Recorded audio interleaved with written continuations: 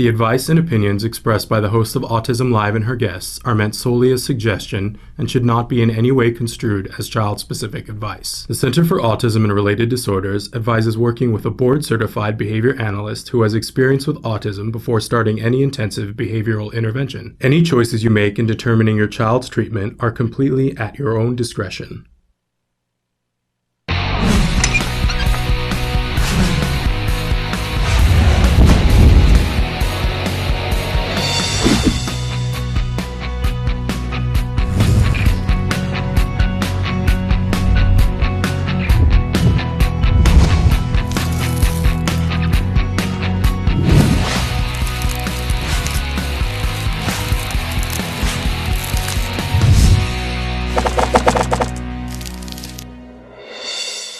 Good morning and welcome to Autism Live. I'm Shannon Penrod and we are webcasting to you live from the Center for Autism and Related Disorders from their headquarters in Tarzana, California. Today is Friday the 13th. Don't even get me started. So I'm thrilled to be here with you right now, and it's rain and every other possible thing that it can be here in Los Angeles, and I'd love to hear from you what's happening on your end of the world on this lovely Friday the 13th, 2012. We're going to be with you for the next 3 hours talking about a wide variety of topics that will help us to be more effective and more efficient when working with our children on the autism spectrum. This is a subject that is very near and dear to my heart because if you watch the show, you know I am the mother of a 2.5-year-old. Well, he was diagnosed when he was 2.5 with autism, and he is now 8.5. And I am so pleased to be able to tell you that he is doing so wonderfully. He is in completely included neurotypical 3rd grade. He's off on a field trip today that Dad is going with him.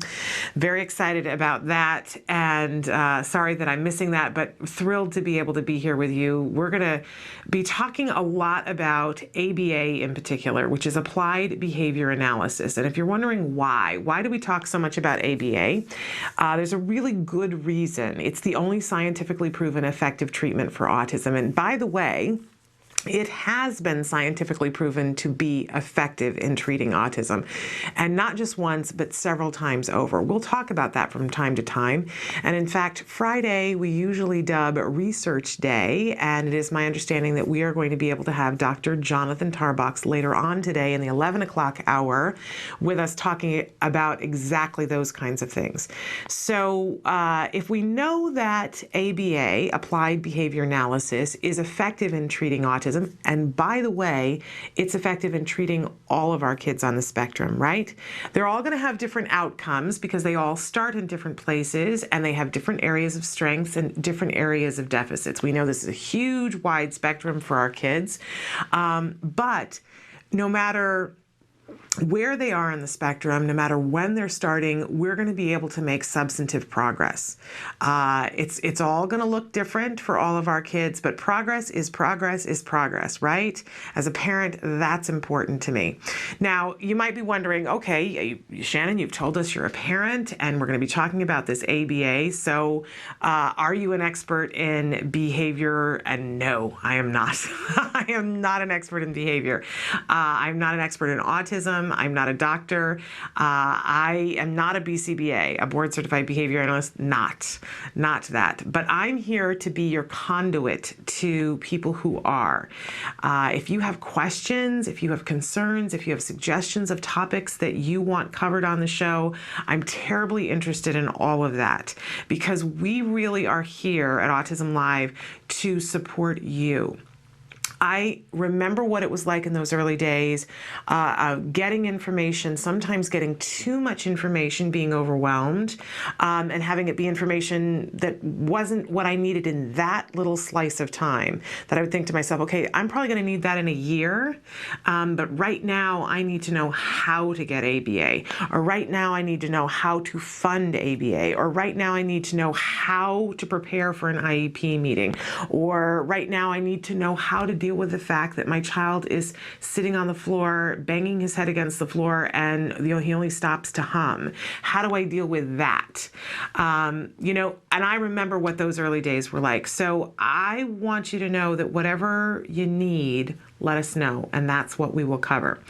And if you have a question that you want asked of an expert, I have been empowered with the ability to get a hold of them and when possible get them in the studio or have them Skype into the studio so that you and I together can ask them questions.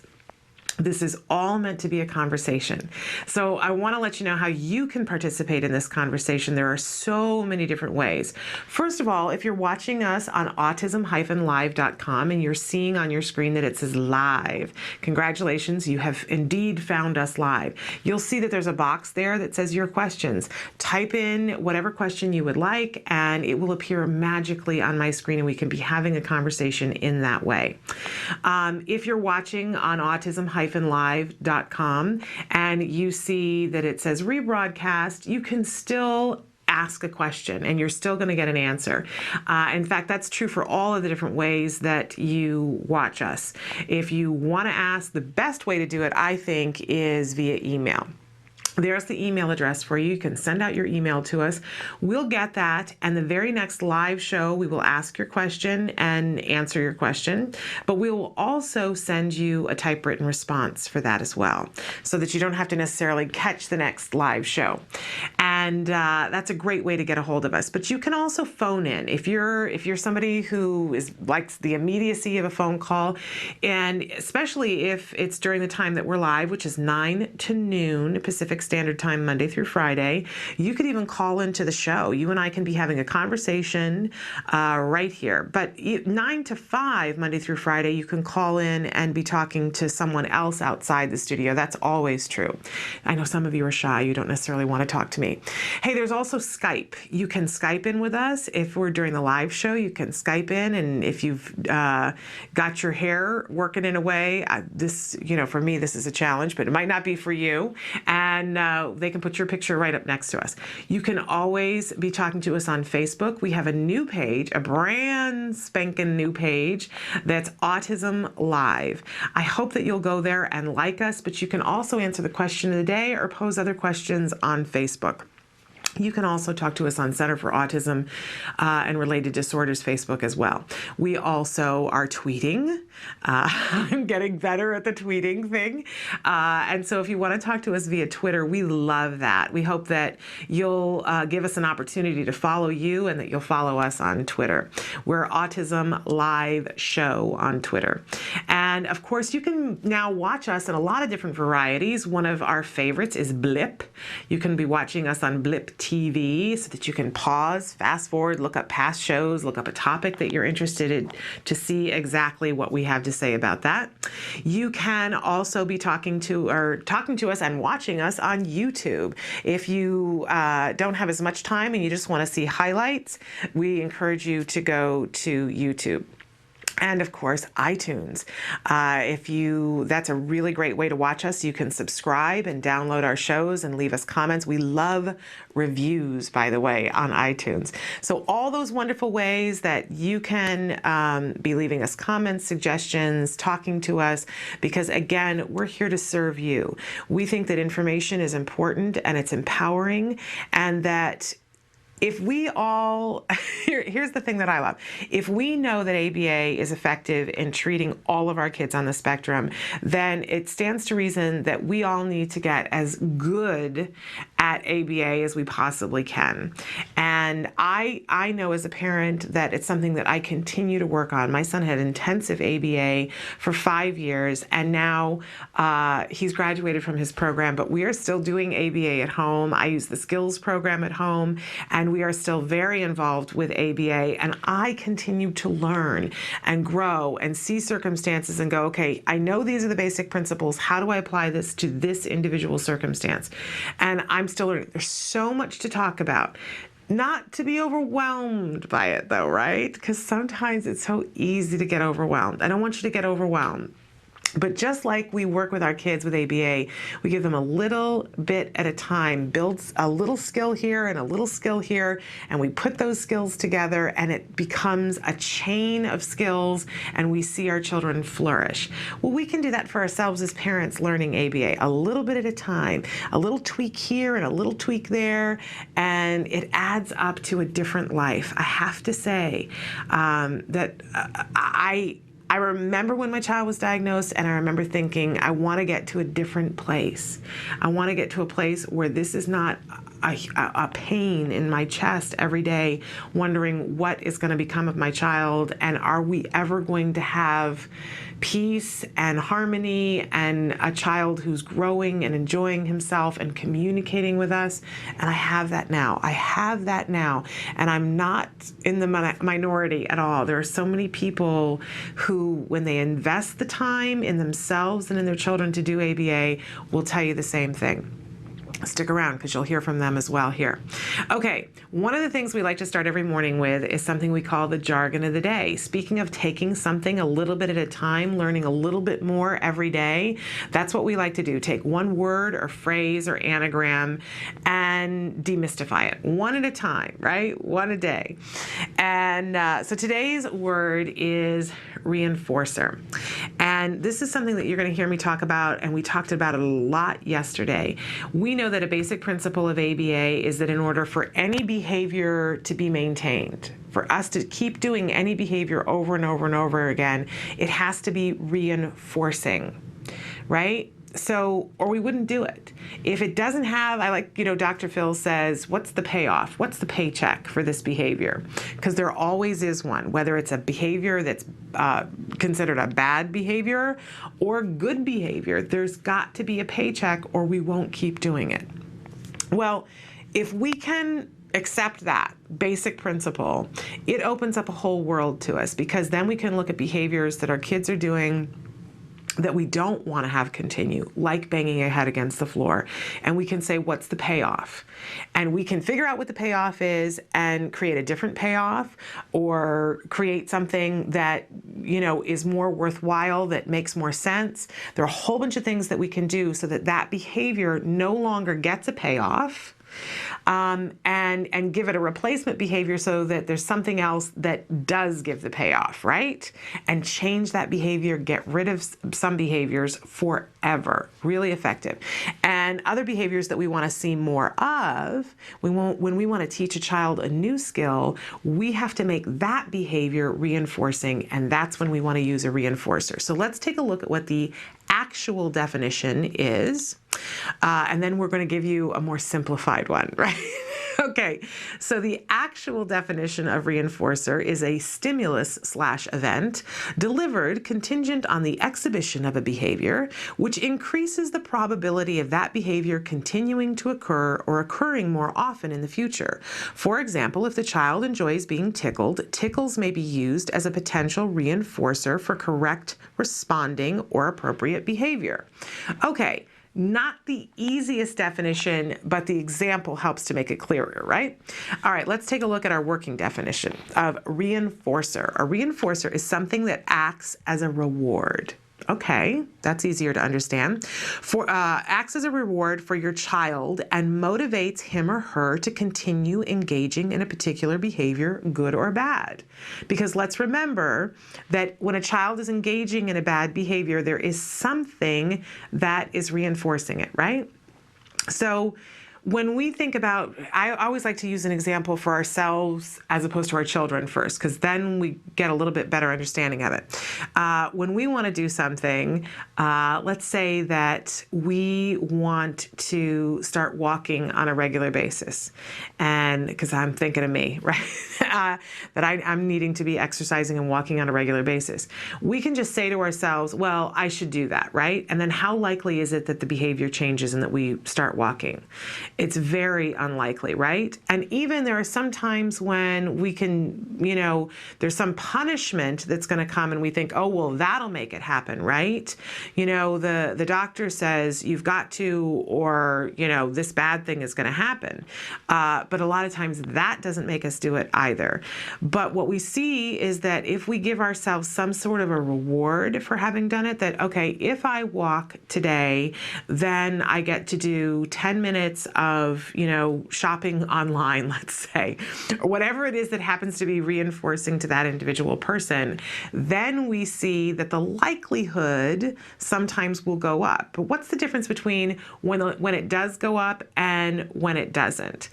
Well, if the thing were really reinforcing, it would go up. Sometimes we pick something that isn't truly reinforcing enough.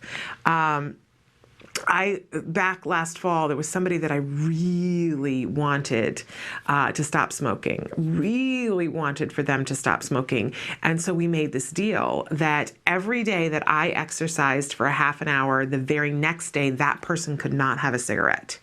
And I have to tell you, that was so reinforcing to me that there were times when it was 11:15 at night and I was conked out and I would wake up and think, oh my goodness, I did not get my exercise done. And I would get up and put the exercise shoes on and I would exercise because it was so reinforcing to me. There was no possibility that I wasn't going to do the work. It didn't become about the exercise anymore. It was, I don't want for that person to have the ability to have a cigarette because I didn't move, right? Really reinforcing to me. And it worked great for about 3 weeks.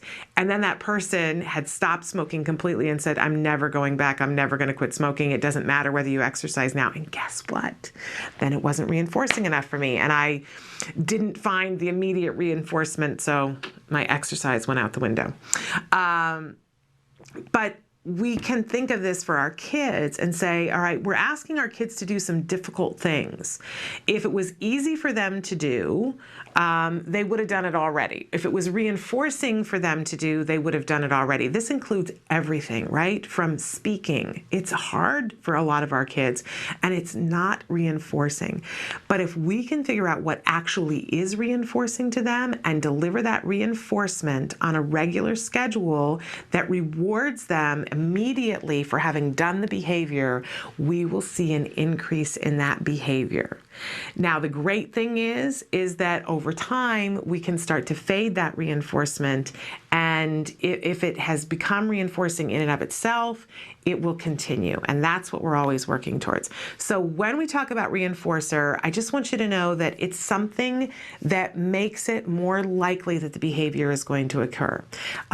If I don't know why, but it always comes to mind, a pink lemonade jelly bean. I don't even know that they make those. But if we have a child who loves pink lemonade jelly beans and we're asking them, for instance, to comply, and we say, come here.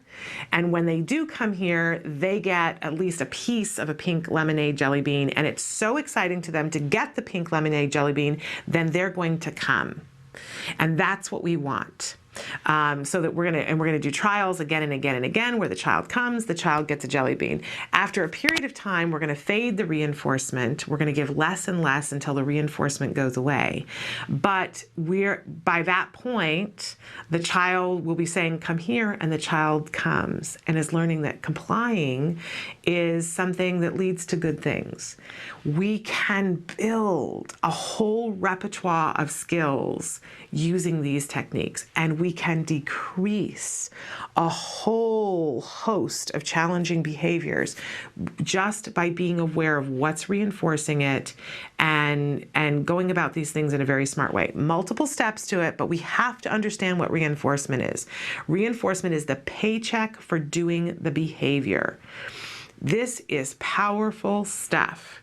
When you start to think, okay, how can I reinforce the behavior I want and take reinforcement away from a behavior I don't want, you're ready to change your world and to change your child's world. It's really exciting.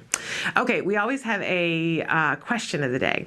Question of the day meant to get you involved, hopefully get you answering the question online. A lot of you like to answer it on Facebook, and we love to check in, and we will a little later on today. But our question today for this Friday the 13th is, does your child have any special abilities? I know it's a little bit of a double-edged sword with autism that people have this assumption that all of our kids are Rain Man and that they are savants at something. And I, it's one of those things that it drives me a little bit crazy that there's that assumption. But the fact of the matter is that a lot of our kids have some area of skill where they are just awesome. And, I'm horrified that it's attached to the stigma of this movie because it's something that should be celebrated. there are a whole lot of areas where our kids have deficits. That's part of what the diagnosis is, and we're working to catch them up. But they do have areas where they are extraordinary, and I think that on this Friday the 13th, we should celebrate that and be woohoo and excited about it, because we can keep building on the strength while we're catching up the deficits. And then our kids end up in a place that's really remarkable, and we should celebrate that. My son has some really incredible abilities in terms of building, that he is a crazy, crazy builder. I remember the first time that after he was diagnosed with autism, that he had the full battery of testing to see exactly where he was. And I remember the person who went through line by line and was showing me what percentile he was in for different things. And if you've been through this kind of a meeting, there are some percentiles where you want it to be a high number and some percentiles where you want it to be a low number. Like the percentile for kids who engage in challenging behaviors, you want your child to be in the 0 or less percent of that, right? So she would, the woman sat there and she said, okay, well, in terms of this, your child is in, the one percentile. And I would go, okay, is that one of the ones we want to be high, or is that one of the ones we want to be low? And she would say, oh, it's one of the ones we want to be high. And my child would be in the 1 percentile. And I'd go, oh, that can't be good, right? And then she would say, okay, and here your child is in the 98th percentile. And I would go, okay, is that one of the ones that we want to be high, or is that one of the ones that we want to be low? And she was like, no, that's one of the ones we want to be low. And it was just this really depressing conversation that we were having. I can laugh about it now, but boy, there were a lot of tears shed about it at the time.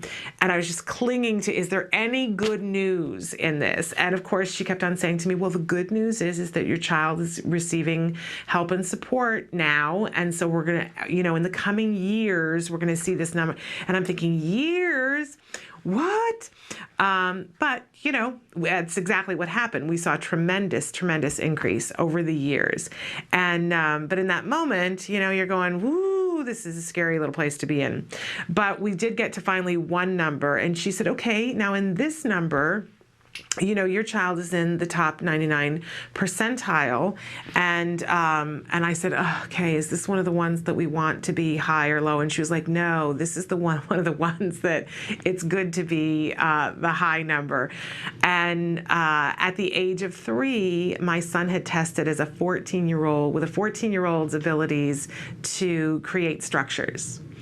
And this was very exciting to me. I was like, oh, there is one area where we're just wildly ahead. Yay. And we certainly saw that borne out, and it's still there, that my son has this crazy ability to build and to see things structurally. And that's a very exciting thing for me, and it's a very exciting thing for our entire family. And because I can hear my husband saying, hey, it's exciting for me too. And it's exciting for my son. He plans to be a rocket engineer, and he loves all those kinds of things. And one of the most amazing things that we ever saw, there was a period of time when he got really into the Indiana Jones movies, and he would build out of Legos these different things, and he was discovering that he could build a scene from a movie. And he had seen, I guess it's the second movie, a couple of different times, but we didn't even have the disc. It was something that he saw on TV, and we hadn't recorded it. And so he put together these 2 little Lego scenes, and at this point he was having some language. It was not easy to tell everything, and he would say Hindiana Jones. He couldn't say Indiana Jones. He would say Hindiana Jones. And so he came to me with this little structure that he had, and I said, what is this, honey? And I'm looking at it and thinking, this looks vaguely familiar to me. He says, Indiana Jones' dad. And there's a scene where, in Indiana Jones, where he's tied back to back with his father, and there are flames in the background. And I looked and I held it up from a certain perspective, and it was just crazy eerie how exact it was. And we had to go buy the movie, I said to my husband, "You got to go buy the movie. I gotta look at this because I think it's crazy exact." And he did it completely from memory, and we could freeze the picture on the screen, and it was crazy good, crazy good. And another time he built something and came to me, and I said, "What is that?" And he said, "Hindiana's classroom," and it was the lecture hall. And my child at that point had never been in a college lecture hall room, and certainly not one from the 1930s. It was good. I mean, there were like specifics in it that I was amazed. So that's one of my child's special abilities, probably the most advanced of them. But I would love to hear from you. What are your child's special abilities? Let's celebrate them today. If our kids are ahead in anything, yay. That's how it should be, right? Okay, we also always have a topic of the day. So our topic this entire week, and it's one that I frequently default to because I think it's so important, ABA for beginners. You know, I don't care how long you've been on this journey with ABA, there's still more to be learned. I'm learning that. And every day I learn that there's more to be learned. And it's so essential to go back to the basics over and over and over again of behavior and the way to behave to get the results that you want to. And can I tell you that the exciting thing is once you start to get this, you start to see the whole world in a slightly different, more manageable light, because this isn't just for our kids. The principles of ABA apply to all of us, to us. So if we want to increase behaviors that we've been saying for years that we want to do, we can. And if we want to decrease other behaviors, we can, if we're willing to target it and figure out what's actually reinforcing. Okay, so our schedule today, a lot of different things that we're going to be talking about. We're going to be talking about some IEP tips because we know it's IEP season. A lot of you have already had your IEPs. Some of us, I have one coming up in 2 weeks. We're also going to be talking about social skill tips, how we can be working on social skills and help our children to be the best that they can, reach their highest potential in terms of social skills. And then, of course, at 11 o'clock, it's the perfect end to a long week. Dr. Jonathan Tarbox will come in and talk with us about research topics. And it's always fascinating to me because the research stuff, it overwhelms me a little bit. I've always had the hardest time understanding, we see in the media, well, this research study was done or this research study was done. And a lot of times they gloss over it. And when you take a little closer look, it doesn't say quite what the media tends to say that it says. Very interesting to me. So always love to have, and Dr. Tarbox is such a wealth of information. Oh my goodness. I hope that you guys will tune in during the 11 o'clock hour and ask him some questions because he's really awesome. Okay, that's our schedule for the day. Let's take a short break, and when we come back, we'll have some interesting topics to talk about. But if you have questions, we'll throw everything to the side to deal with your questions. Stick with us.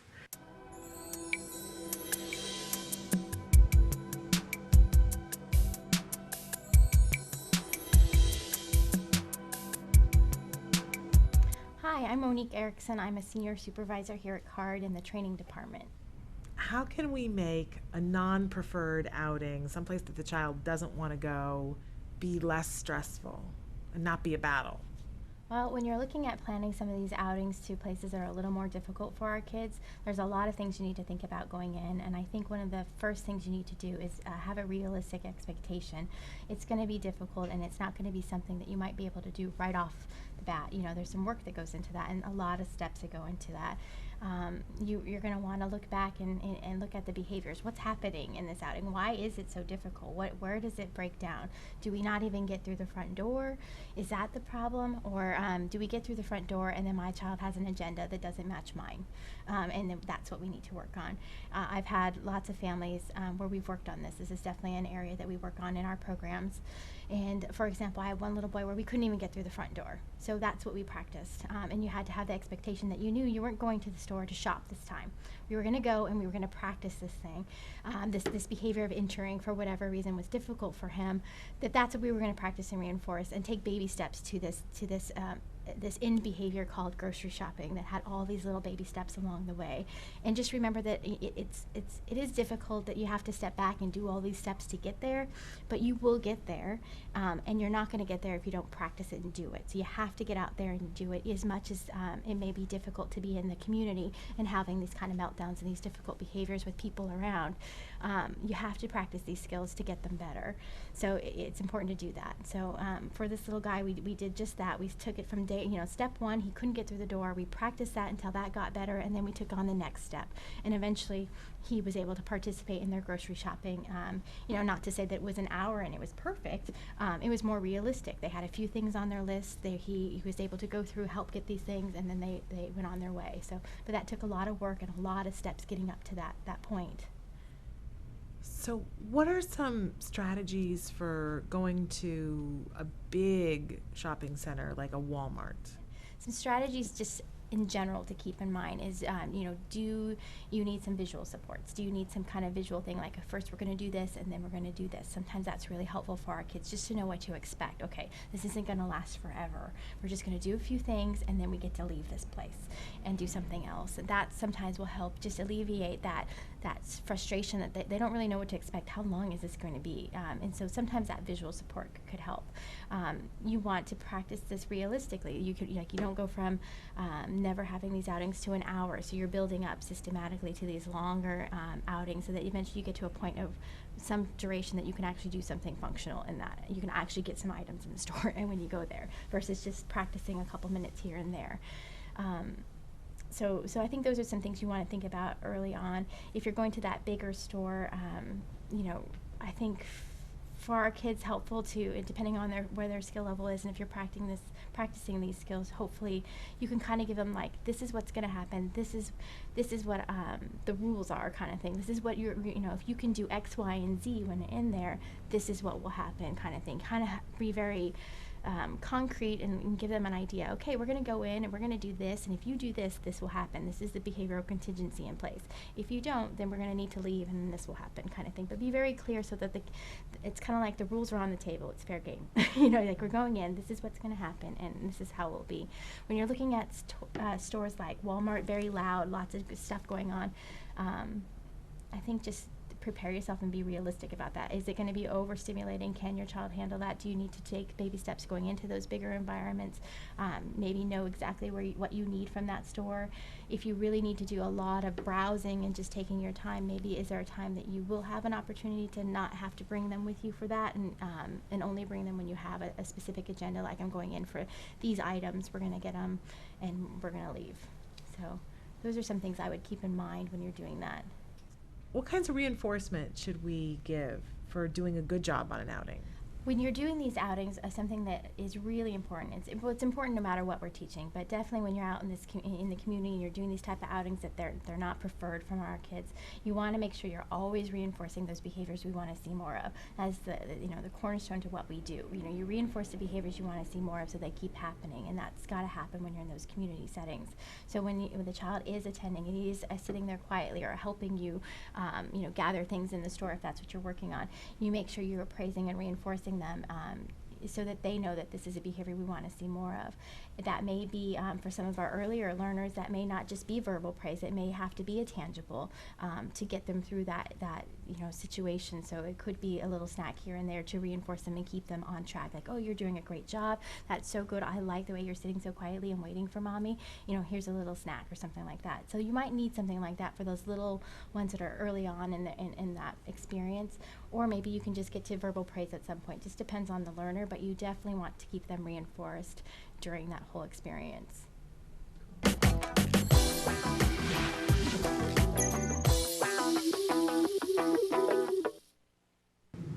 Welcome back to Autism Live. I'm Shannon Penrod, and I wanted to take just a couple of minutes to talk about, because from time to time we're sharing tips with how to teach a specific skill from a certain area, and so I have a little academic skill that I want to give you some information about how we can help our children to find it reinforcing to sing the alphabet. We're not just talking about learning the alphabet, because when our kids go to school, there are so many different ways that they need to understand the alphabet, right? They need to know an uppercase letter. They need to know a lowercase letter. They need to know what sound it makes, how to actually make the letter, all of those different things. But one of the many skills that they need to know is how to sing the alphabet. It's a great thing to work on because it has a tendency, not with all children, but with some children, to be a more reinforcing way in which to develop those early alphabet skills and understanding the whole alphabet, right? So it is an important skill, singing the alphabet. So how do we go about doing that with a child who doesn't know the alphabet already and who does not find that reinforcing? Our word for the day is reinforcer, right? And we want for singing the alphabet to be reinforcing in and of itself at some point. How do we get from point A to point Z, if you will? Well, there are lots of different things that we can do, but if we want to start with this idea of it's got to be reinforcing, so we're going to take something that's already reinforcing to the child and pair it with singing the alphabet. So you want to ask yourself, what does my child find really reinforcing? And if it's the little fuzzy pink bunny that they find really reinforcing, great, we're going to use that. If it's potato chips that they find really reinforcing, great, we're going to use that. Or it could be any one of a million different things that the child finds reinforcing. It could be as simple as being tickled. It could be as complicated as giving the child 1 minute on a device of a video that they find really reinforcing, right? So think about your individual child. This is, it's one of the hard things for me is that it's one of the key points to this. You can't guess what is reinforcing to the child. You're going to have to do some experiments to figure out what does the child absolutely love, because it's got to be reinforcing enough to make it worthwhile to do the task, okay? And singing the alphabet, it's a pretty long task. And what we find with some kids is that the voice of their parents singing is not reinforcing to them. I don't know why. And it might be just one parent. This was true with my child. When he was very little, if my voice got raised at all, even in excitement that I would say, yay, only really loudly, he would just shut down. It was too much for him. I'm sure my voice is too much for a lot of people as I think about it now. But in any case, it wasn't reinforcing to him. So even now, me cheering, and you'll hear me go, yay, and I'm not just being kind to Emily, our technical director, with the microphone, and to you at home. I have now started, when I celebrate, I go, yay, because my son didn't like it when I was loud. Still, it's not his favorite thing. But he loves it when I sing now. When he was little, and I'm not the greatest singer, but if I sang something, it was over. He would shut down, cry, go away. I loved hearing that Celine Dion's son would cry and walk away when she would sing, because then I thought, okay, it's not just me. If Celine Dion's son cries and walks away when she sings, then this is a thing, right? So sometimes what you need to do, if that's the case with your child, I think sometimes just too hot for them. It's very emotionally charged, the parent singing and all the eye contact and everything. It can be too much for them. And we're not working on the eye contact at this moment. We're working on singing the alphabet. And we really want to be careful that we only work on one thing at a time. So it can be really beneficial to get either a videotape or an audio tape of somebody else singing the alphabet, and give yourself some sort of a device that you can start and stop. You can get this even on your phone now, that you can download different things, apps and stuff for free that will do it, and that you can start and stop them. But it's really essential that you can start and stop it, because that's part of how we're going to work on this skill.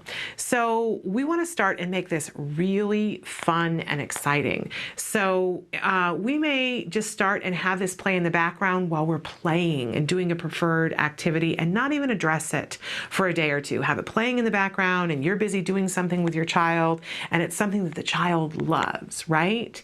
But it's not you're putting demands on them and that they're fussing and doing whatever your child loves. It's just going to be playing in the background, because we're starting to pair it with happy things, right?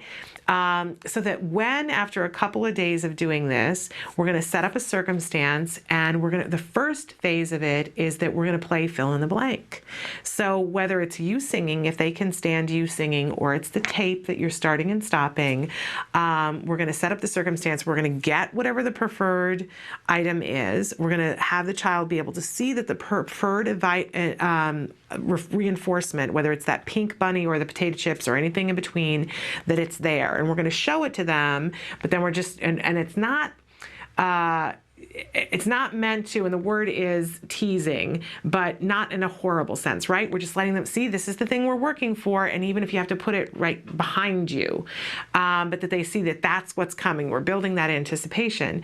And so we start playing the tape, or we start singing the ABC and get to a certain place, and then we pause, and in the beginning, we're going to need to prompt them. I think it's really important to pick letters that are easy for them to say. And by the way, this for a child to be working on this skill, they already have to have some vocal ability. They have to have some measure of compliance. They have to have some measure of eye contact, and they have to have some measure of echoics, that if you say something, then they say it back. If your child is not at that point, this is not the lesson that you're going to be working on right now. You're going to work on compliance and eye contact and echoics. And if you don't know how to work on those things, I so recommend Skills. Skills is going to show you exactly how to work on all of those things. But if your child has a measure of eye contact, a measure of compliance, and a measure of echoics, that you say something and they say it back, then you can start to work on singing the alphabet. It's a great thing to work on. Okay, so you're there with a child, and the tape starts to play, and they're going A, B, C, D, E, F, and you pause the tape for just a second, and you wait for a second to see if the child is going to say the G. But then if they don't, then you're going to very excitedly say G. And then if the child echoes, you're going to have some small amount of reinforcement there, right? Whether it's the tickle, or that the bunny comes out for just a second and tickles them on the belly, and the bunny goes back, yay, that's fabulous. And then we continue on. You're going to decide how many letters they're going to fill in the blank before they get a break. I wouldn't do more than, especially if the child is fairly new to ABA and ABA techniques, you may want to start with 5. You want to work your way up to 10, that they can do 10 letters before they get the big reinforcement, right? And then they get a couple of minutes to play with the bunny, or they get the full potato chip, whatever it is. But we're actually giving them a paycheck for having filled in the blank with and we might start with prompting, that we're prompting them to fill in the blank with a letter that comes. But we're going to slowly start to build this, and you're going to want to keep track and keep data about which letters did you stop on. Plan it out ahead of time. You don't want to be thinking about that in the moment. You got enough to think about, okay, the reinforcement, starting and stopping the tape. So plan out before you sit the child down, okay, today I'm going to start, I'm going to stop on G, and I'm going to, the LMNOP, those are the hard ones, so do those last. But which letters you're going to stop on. And you might want to pair it with a visual for the child too.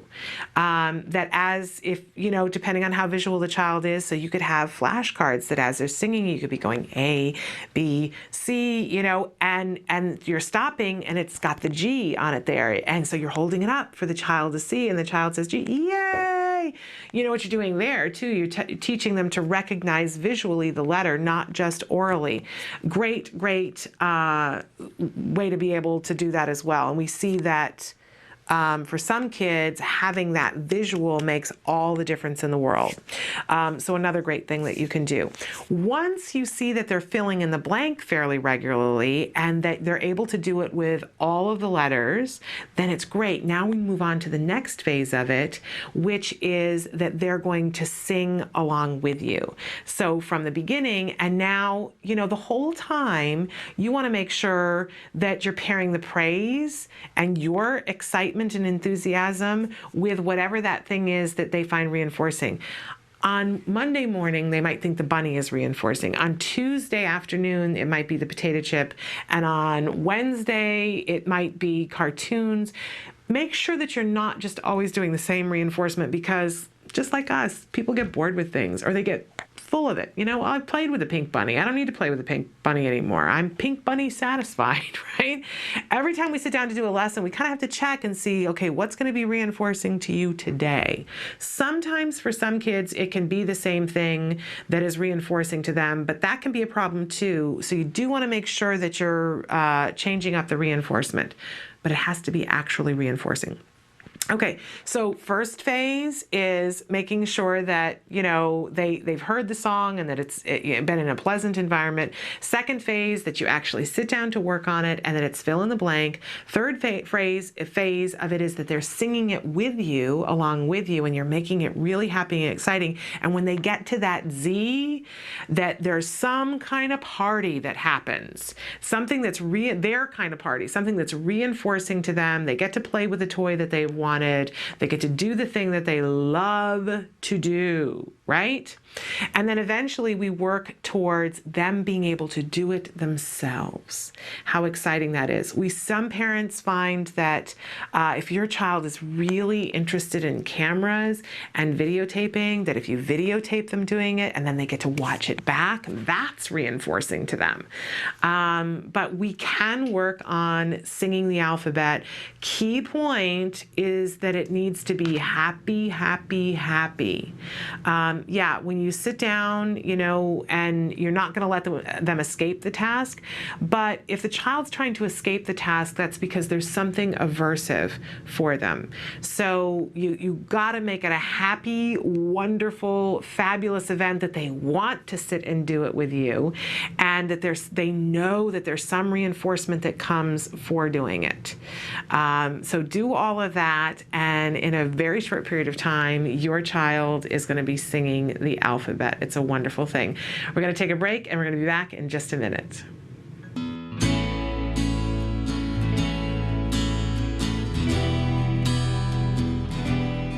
Here I stand, a man, someone who has overcome struggles, someone who has endured perceptions of what others thought of him, thinking he was stupid because he was autistic, or simply believing him to be nothing because he was different to them in their minds.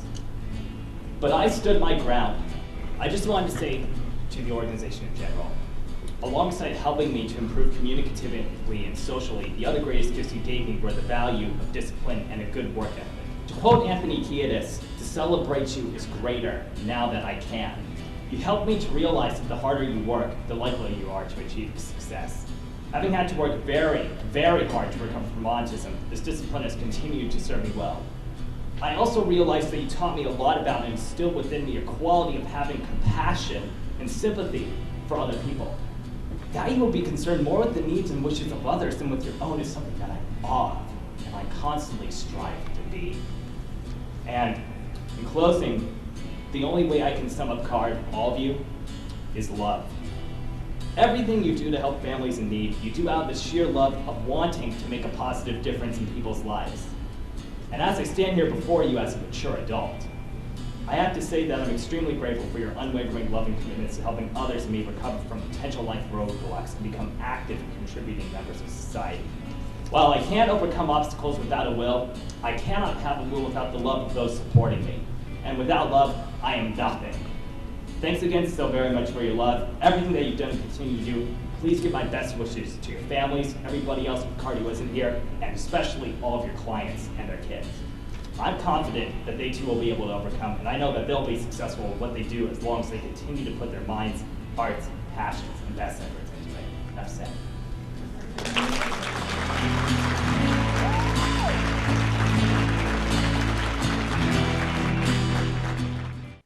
Welcome back to Autism Live. I'm Shannon Penrod, and it's IEP season, and it's a very stressful time for everyone, whether you're a teacher, a school administrator, or a parent. It is a stressful time. Everybody needs to have an IEP, and so the school is cycling through all of them, and they have so much to consider and so much to do, and of course there's no funding for anything.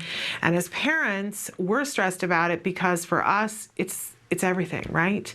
You're trusting the school, you're taking your child to school, and you want to know over the summer that your child's year next year is going to be a wonderful, productive, happy, safe environment where your child is actually accessing the curriculum and doing the things that are important for your individual child, right?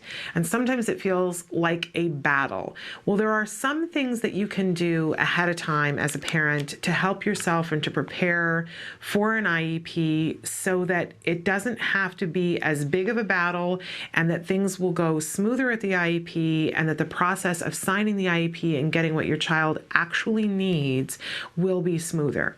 And from time to time in the next couple of weeks, we're going to be talking about what some of those individual things that we can do to help ourselves are. But today I really want to focus on what I think is one of the most important things that you need to do for yourself at an IEP meeting, and that is to tape record it.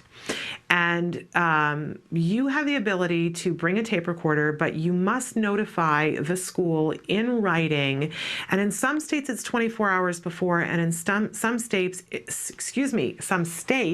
it's 48 hours before. So I always like to say, be on the safe side and let them know at least 72 hours before in writing. And we had the wonderful Bonnie Z. Yates, who's a special education attorney, on the show a couple of weeks ago. We need to have her back on again. We will have her back on again. You just saw her son a second ago, Nick Yates. He recovered from autism. Who better to be at the helm of special education and fighting for us than a mom who went through this with her child successfully?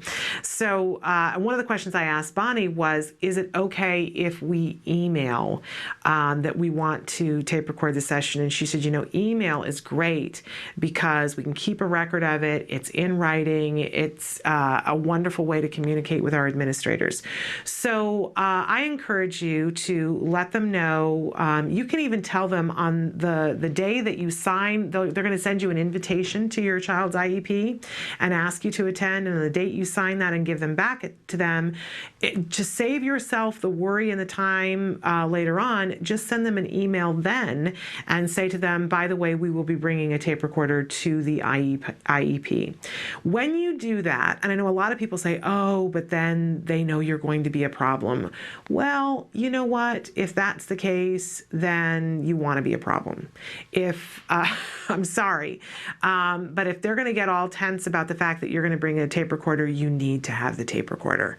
And the tape recorder is great for a lot of different reasons. And by the way, when you say that you're going to bring a tape recorder, usually the school will say, we also are going to bring a tape recorder, so that there's no confusion about anybody. This tape doesn't match this tape. Should you have to go to court, you will have your version of the tape and they will have their version of the tape. It's also a thing that I think the school likes to have it so that if you reference something and say, at 12 minutes into the IEP, this person said this, then you don't have to get them a copy. The school can listen to the tape and say, yes, you're right, they did. I have never heard of a tape recorder being something that works against a prepared parent. Notice that I said a prepared parent. Okay, so there are mostly only benefits to having the tape recorder in there. Yes, the school is probably going to bring their tape recorder as well. Don't be worried about that. That's a really good thing. The only thing that could potentially be a negative about bringing the tape recorder in is if you in any way lose it and become belligerent and are yelling at people or threatening violence or anything like that. But you're not going to do that anyway. I know that sometimes you feel as though it's warranted, but you're not going to do that. And especially if you've brought the tape recorder in, you have the peace of mind that your child's rights are going to be protected, because anything that gets said in that meeting is going to be appropriate. Because if it's not, you are automatically going to win at court. So the tape recorder can be your bulldog. You don't need to be belligerent. We all know the phrase that you get more flies with honey than you do with vinegar, right? And that is certainly true at the IEP. I like to think that I can set that tape recorder on that table and I can be somebody who is only focused on saying what is appropriate for my child. And that's my big word always at an IEP. What's appropriate?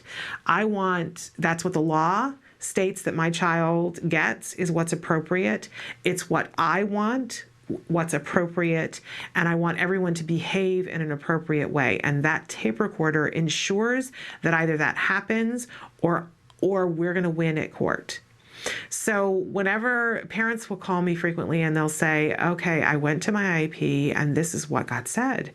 And I always think, well, I've heard it all. I've absolutely heard it all. And then somebody calls me and says something. I go, you're kidding me. They actually said that in an IEP?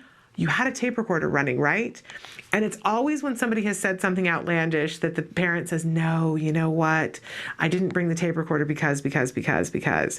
I have never heard of anybody saying anything outlandish in an IEP when a tape recorder was going. So immediately it sets a tone in the meeting. And I have been a classroom teacher and I have been in IEP meetings, and on the other side of the table, people behave themselves. If there's a tape recorder, you have to behave yourself. So it cuts a lot of the you-know-what out if the tape recorder is there. So have the tape recorder. It's really going to help you. And the other thing that I want to leave you with today for IEPs is that never, ever, ever sign the IEP at the meeting. Always give yourself, there's a place where you sign saying that you attended, but always give yourself at least 48 hours to take the IEP home, go over it. If you have somebody in the family that's an attorney, or you're working with an attorney or an advocate, happen at the meeting. There's a lot of emotion. Take the time to be able to do that. You will notice sometimes that in the IEP, it doesn't actually say what got said at the meeting. Somebody said, oh, well, we're going to be offering you this, but you look at the paper and the paper doesn't reflect that. Well, the good news is that you have it on the tape recorder. So it gives you time to go home and look at what's actually on the paper and then be able to come back and say, I re-listened to the IEP. I looked at what's on the paper. One of the things that we talked about was this, and this. It's not on the IEP. Can we get this put in on the IEP? And you're usually going to find that if you're able to say, no, we talked about that and I have it on the tape recording, and you say it in a very nice way, not adversarial at all, you'll find that they're very amenable to putting it on. If it's on the tape and if it got talked about and it's not on the paper, they're going to want to put it on the paper. It's going to behoove them and save them a whole lot of money in court costs to do that. So having those two things in mind, that's going to help you to have a much easier time at your IEP. You're going to be able to relax knowing that no matter what happens at this meeting, I have a record of it because I've got that tape. They have those digital tape recorders now that can do up to 6 hours, because sometimes the IEP meeting is 6 hours, right? I think there's some that even do 8 to 10 hours, more expensive ones. If you don't have one, go to your local support group and say, does anybody have a digital tape recorder? I'm guaranteeing you someone does. So if going and buying a digital tape recorder right now is more than you can afford, and I know that's a lot of us, right? Ask, can I borrow yours to go to this IEP meeting? It's a download that goes right onto the computer, and it's easy enough to do. But don't go without one, right? Go with a tape recorder. It's peace of mind and knowing that everyone is going to behave like a professional. And you're going to behave that way too. And don't sign it at the IEP. Okay, take those IEP tips and let us know how they're working for you, and we'll be providing more IEP tips as the weeks go on. We need to introduce the A word to you now, though.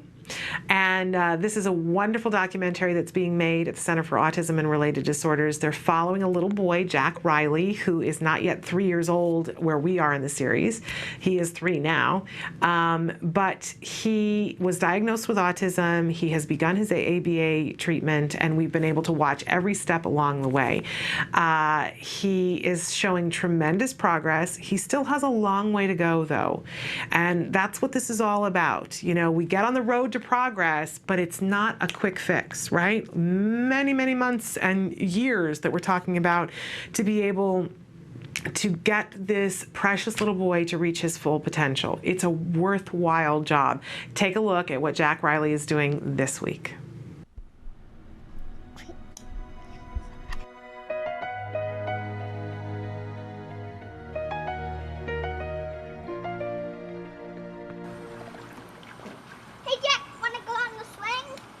He's a happy, fun kid, and he was a happy, fun kid when he was diagnosed too, and I don't think at the time we really understood that you can be happy, fun, and still have autism. He's sort of giving us a hint that we don't need to worry so much, that he'll conquer whatever it is that he's dealing with.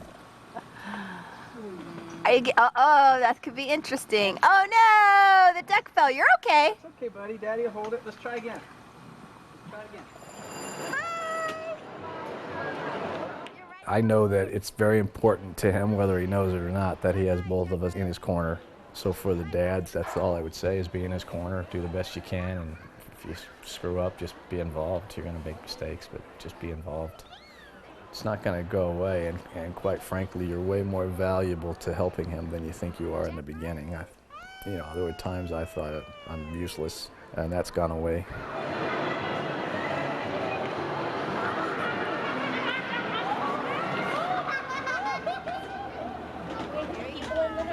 He does when he sees doors and books.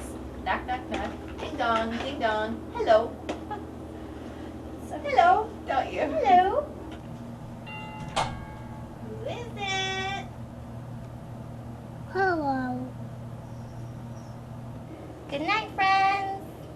I'm sleepy too. Wake up. Wake up, but I'm sleepy. Wake up.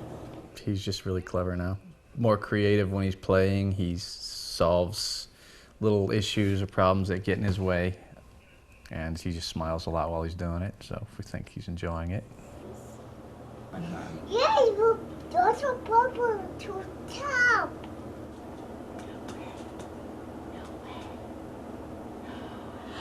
Oh my.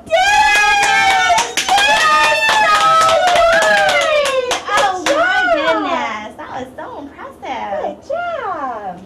We added a new program, Gaining Attention, because we've been noticing that he wants our attention, but he'll like throw things or doesn't know appropriately how to get your attention. So we're going to be teaching him to tap our shoulder as well as call our name when he wants our attention. Twice. This is Jessica's first attempt in teaching Jack Riley how to gain attention. At first, Jessica tempts Jack Riley with an item he wants, then prompts him the entire way so he can practice and learn an appropriate way to gain attention. Look, do you want the fire truck? Look, that's what I have. Do you want it? Yes. Okay, do this, look. Say Jessica. Good job, try again, ready? Ready? Say Jessica. Say Jessica. Oh, what do you want? Oh, okay, here you go. There you go. Okay. Do this. As Jack Riley learns how to gain attention, Jessica's prompts will fade until he does it independently. You want to try again? Try again. Okay.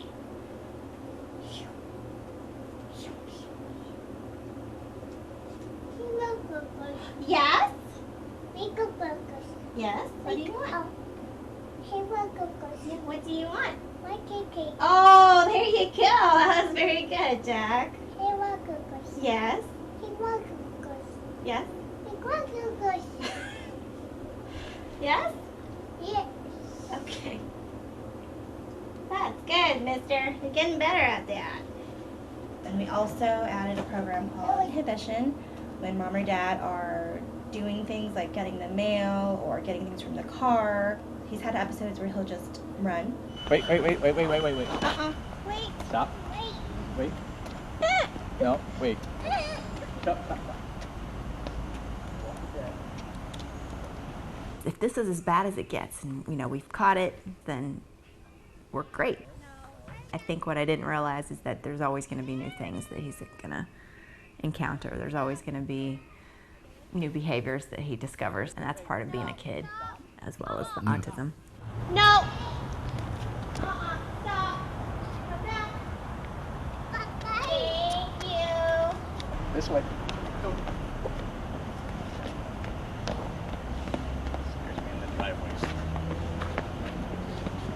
We can go in this.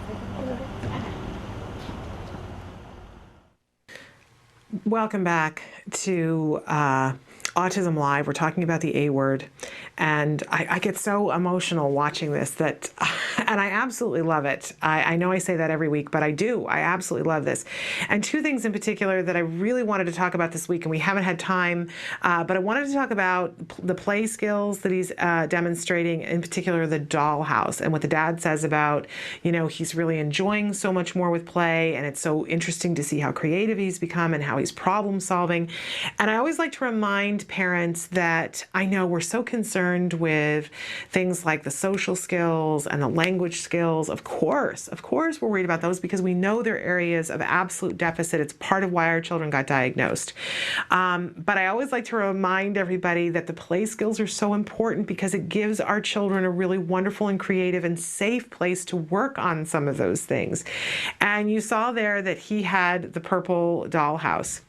And I was saying yesterday that when my son was diagnosed and we were starting ABA, there weren't the resources that there are now. You couldn't go online and see a bunch of videos about ABA.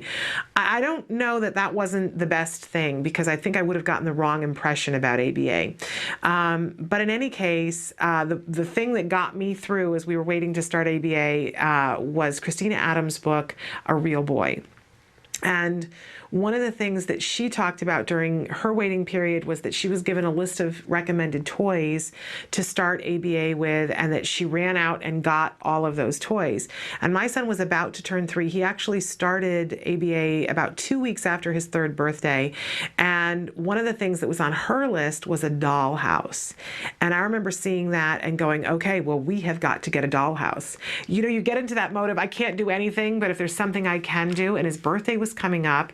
And so that's what my son, he got a fire truck too, but he got a huge dollhouse for his 3rd birthday.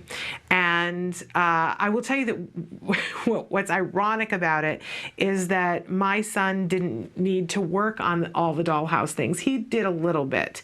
But for kids who have a difficult time understanding time of day and how things happen within a house and the relationships within a house, a dollhouse can be an amazing toy to demonstrate it. Did you see that Jack Riley was there and he was doing something and putting somebody to bed, and the therapist was saying to him, okay, say night-night.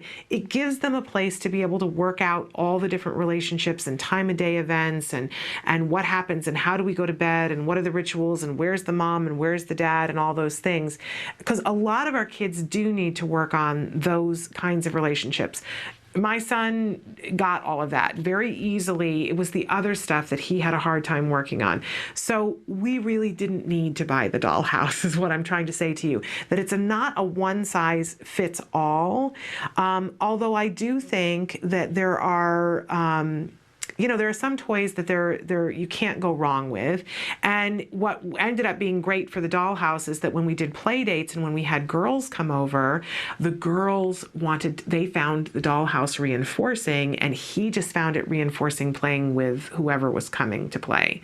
So the dollhouse did get used, and it was a very fun thing, but it wasn't so much the thing that we needed to teach the relationship. But if you have a child who's having a hard time with the rituals of the day, and understanding relationships and how things tend to work within a home, a dollhouse can be a really beneficial thing to have to demonstrate different things. And whether they're a boy or a girl, they can find it very reinforcing in a very short amount of time. And it does help them to work on problem-solving skills. So there you have that. Now, the other thing that they were talking about that we haven't had a chance to talk about this week is that they're working on a new program with Jack Riley, Gaining Attention, that I just love to see because we get to see the first trial. He doesn't know how to do the tapping on the shoulder. And so she literally prompts him through it. Because if you're sitting there and you're thinking, well, this is great, just teach the child how to tap you on the shoulder and say your name, but how do you actually teach it? And And so you see her find the thing that's a preferred item for him, and it changes throughout the different trials. But you see that she's got a little basket sometimes that's very small, cut up pieces of something that's consumable. I think sometimes it's a rice cake. But, you know, when it's consumable, it's got to be really, really small. You don't want them to take a big snack break, right? It's just like something you pop in your mouth and it's gone a second later. But she literally, you know, takes him over and grabs his hand and taps and says, "Say Jessica," to teach him. And then we see that she does this across a bunch of different trials. And he's not there yet, but he's getting it. He's getting it. And that he still has to answer the question of, what do you want, right? That's a skill that they worked on weeks ago, that they would say, you know, he would want something and be at the point where he's about to tantrum for it, and they would have him manned for it. And she would say, "What do you want?" And he would say, "I want this and so." Well, he's got that now. He mastered that. So now we've moved on to something else. We just keep making it harder and harder and harder and building on skills upon skills. So now this little boy, after he first learned one word mands, and then he learned a manned frame, so that he is saying, "I want." If you didn't see that episode, that was a few weeks ago, go back and watch that on the YouTube channel to see how they got to that point. Then they add on to it from there, so that now they're at the point where before he even says, "I want this and so," he has to appropriately gain your attention. And they've decided for right now, they're going to teach it other ways too, but for right now, and this was decided on with the help of the parents, that he would tap on the shoulder and say the person's name. Eventually, they're going to teach him to say, "Excuse me," and make eye contact. And they're going to teach him a whole host of other ways to appropriately gain attention. Everything a little bit at a time, right? What does Dr. Jonathan Tarbox say? How do you eat an elephant? One bite at a time. And I think it's frustrating when we're working with our own kids because we're impatient and we're like, when are we going to get there? When are we going to arrive? Watch Jack Riley. It's so much easier to watch with somebody else's child. And you will see how the progression happens. It's really quite amazing. Again, you can be watching the A Word. They have their own YouTube channel. You can go back and watch the first episodes. You can start them, stop them, rewind, go back and watch an episode to see how they did something and hear what it was like for the parents. You can go to their YouTube channel. It's for you right there. Really amazing. And by the way, there are many more episodes that happen after today's. If you want to see what's been happening more recently with Jack Riley, you can also watch ahead. We'll let you, because it's that good. Okay, we're going to take a break, and we are going to come back and talk about some of your viewer responses to today's questions. So stick with us.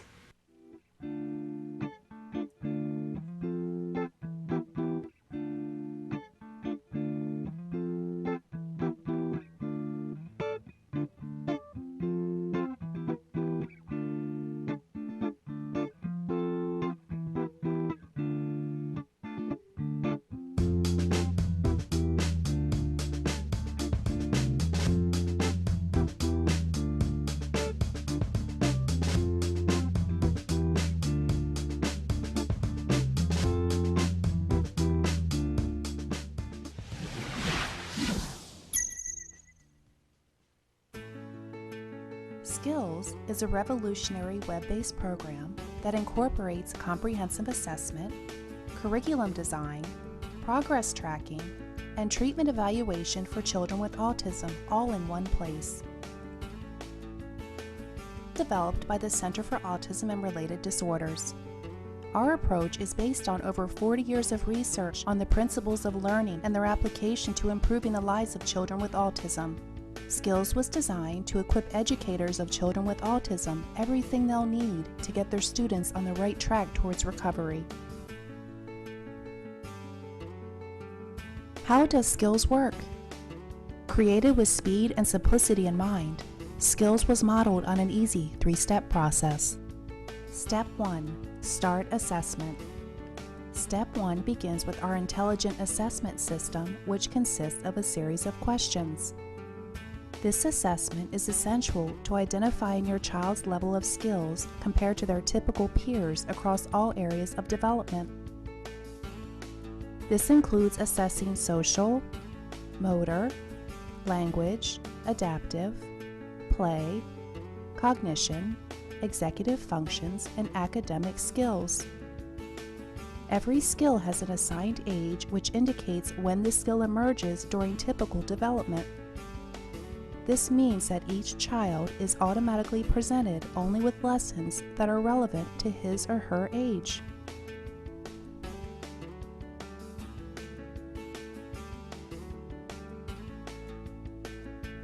Step 2. Choosing activities. It's now easier than ever to build an individualized treatment plan. In Step 2, you are presented with an individualized pool of activities that are directly linked to your student's assessment results. Each activity represents a specific skill that has been indicated by the assessment as needing to be taught. Activities are categorized by curriculum and then by lesson. There are 3 main types of skills: building blocks, fundamental, and expansion skills. Fundamental skills are necessary for successful everyday functioning. Building blocks are prerequisites to a fundamental skill.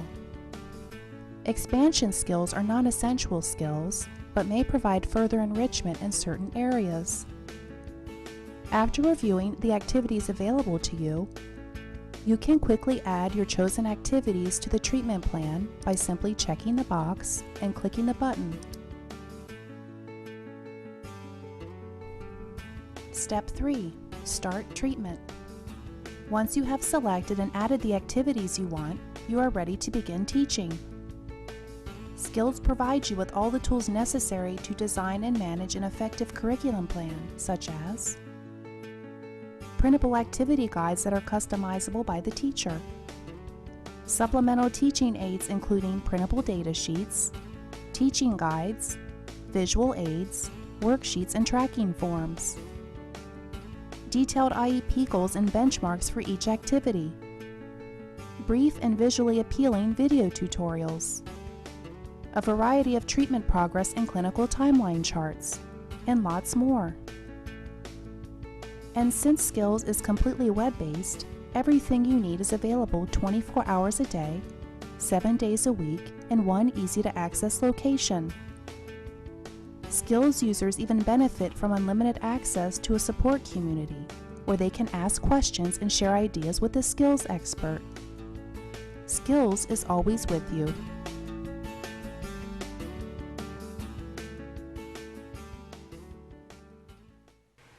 Welcome back to Autism Live. I'm Shannon Penrod, and we like to check in from time to time for our viewer response. We asked you guys the question of the day today, which was, does your child have any special abilities?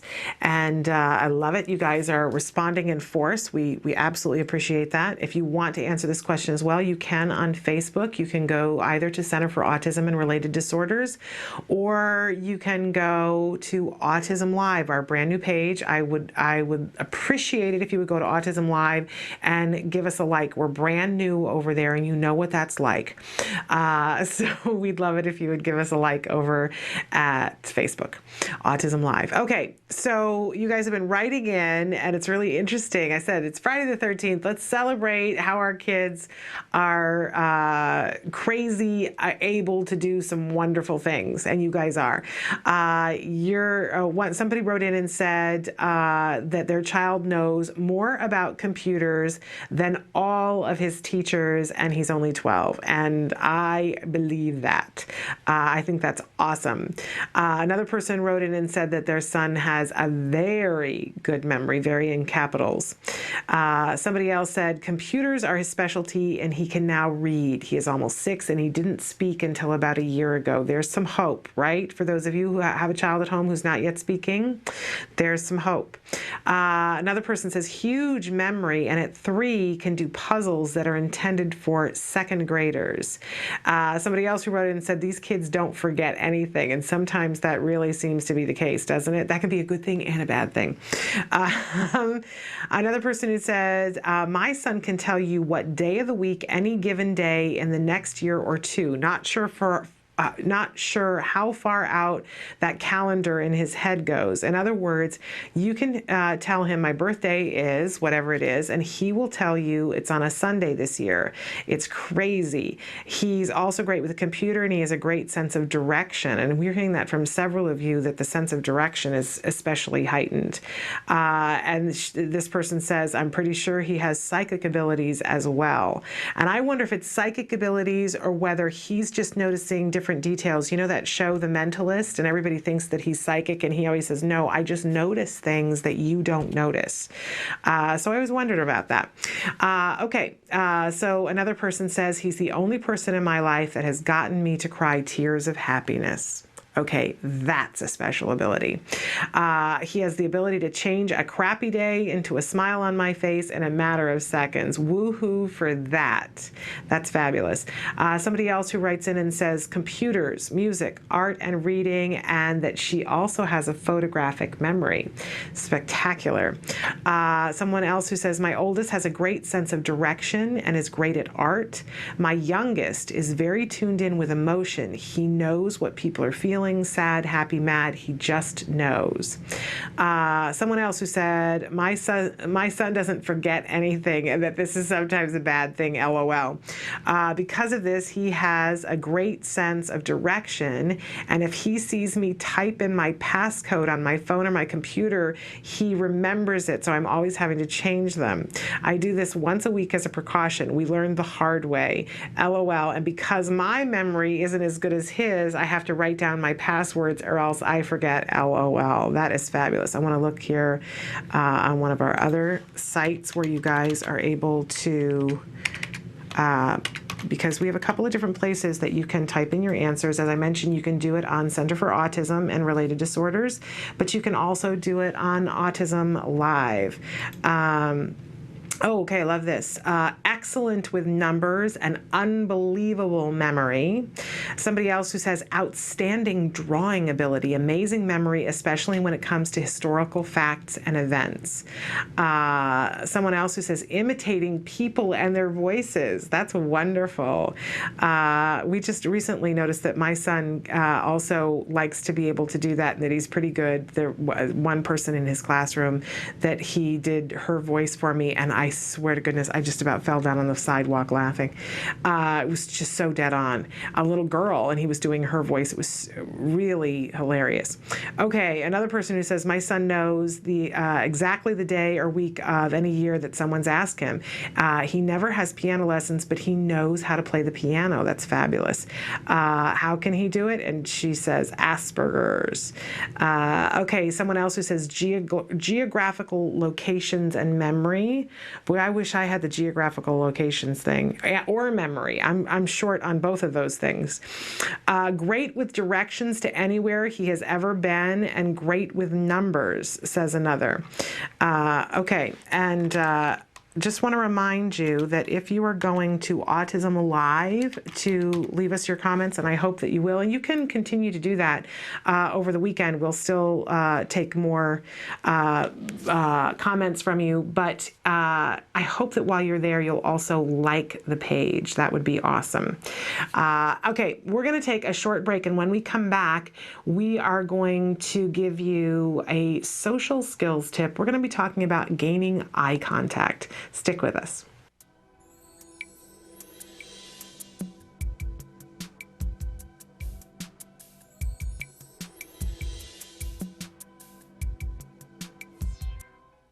I'm Adele Nadowski, Director and Co-Creator of Skills. CARD e-learning is an online tool that has been developed by the Center for Autism and Related Disorders. CARD e-learning is the training that is delivered to the ABA therapists at CARD to train them on the principles of applied behavior analysis and to equip them with the knowledge they need to essentially deliver the ABA-based techniques during their therapy with the children that they work with.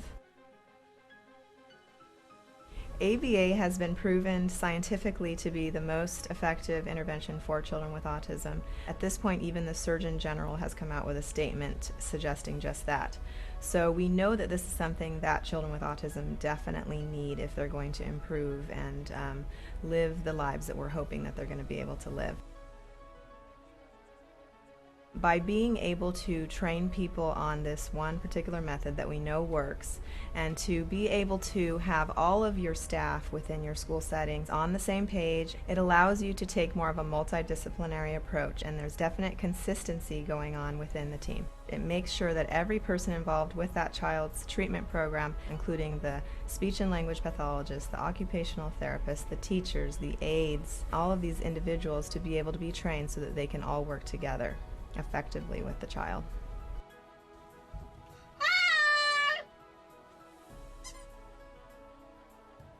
Parents that are using CARD e-learning can use it either to train themselves, and then after having done that, they can implement different techniques with their child in order to teach new skills. But oftentimes parents might also be working either with an ABA provider, with a school, or they may have even hired their own therapist to deliver the intervention techniques. So CARD e-learning can be used either to collaborate with your school. It can also be used to train the therapists that are coming to the home of the parents, or it can also be shared with the ABA provider so that that provider can find out about it and perhaps implement it within their organization and train their staff. You can also do reporting for your organization. So you can actually look and find out which teachers are progressing, what their quiz scores are, and actually we can give you reports as well that will help you to compare the different teachers and their performances. CARD e-learning is really, really simple to use. You can log on to this as long as you have a computer, that's all you need, and an internet connection. And you can work on it any time of the day, anywhere that you're at. When you log on, you realize that right away. First of all, on the top of the page, there's a navigational tutorial. It's a how to use this page button. Simply by watching that video, it'll all kind of unfold in front of you, and it becomes extremely self-explanatory. CARD e-learning has 9 modules, and you can basically go through those at your own pace. You're going to be watching videos that are kind of like a storyboard with narration, but in addition to that, there's many different video clips of therapists actually implementing the techniques that are being described within the storyboard that you can also watch. And then of course you're able to pause, you're able to type notes right directly underneath the video that you're watching. You can save your notes, you can review them, and between each module you do take a quiz. And once you pass that quiz, you can go on to the next module. And then after you complete all of them, you have a final exam. And by completing the final exam and passing with a score of 85% or better, you will be given a certificate of completion. Let me show you how easy it is to use CARD e-learning. Welcome back to Autism Live. I'm Shannon Penrod, and I wanted to take a little moment here to talk about a social skills tip. We're trying to give you guys some short and to-the-point tips because we know you got a lot of things you got to get to in your day. And one of the many things that we talk about with social skills, sort of the beginning of it all, the first step, and the step that we're working on throughout our lives is eye contact. How do we get eye contact? How do we reinforce eye contact? All day long today we've been talking about how to truly reinforce the behaviors that we want to see continue. We know that the first principle of ABA is that in order for any behavior to be maintained, it has to be reinforcing. So how do we begin to make eye contact, reinforcing, and then how do we continue to make it reinforcing? One of the things that we need to talk about whenever we're talking about eye contact is that we want real and natural eye contact. We don't want a staring contest, right? I've seen people who were so proud of themselves that they taught eye contact, and what you see is the child who stares at you and is not seeing you, is staring through you. That's not the kind of thing that we want.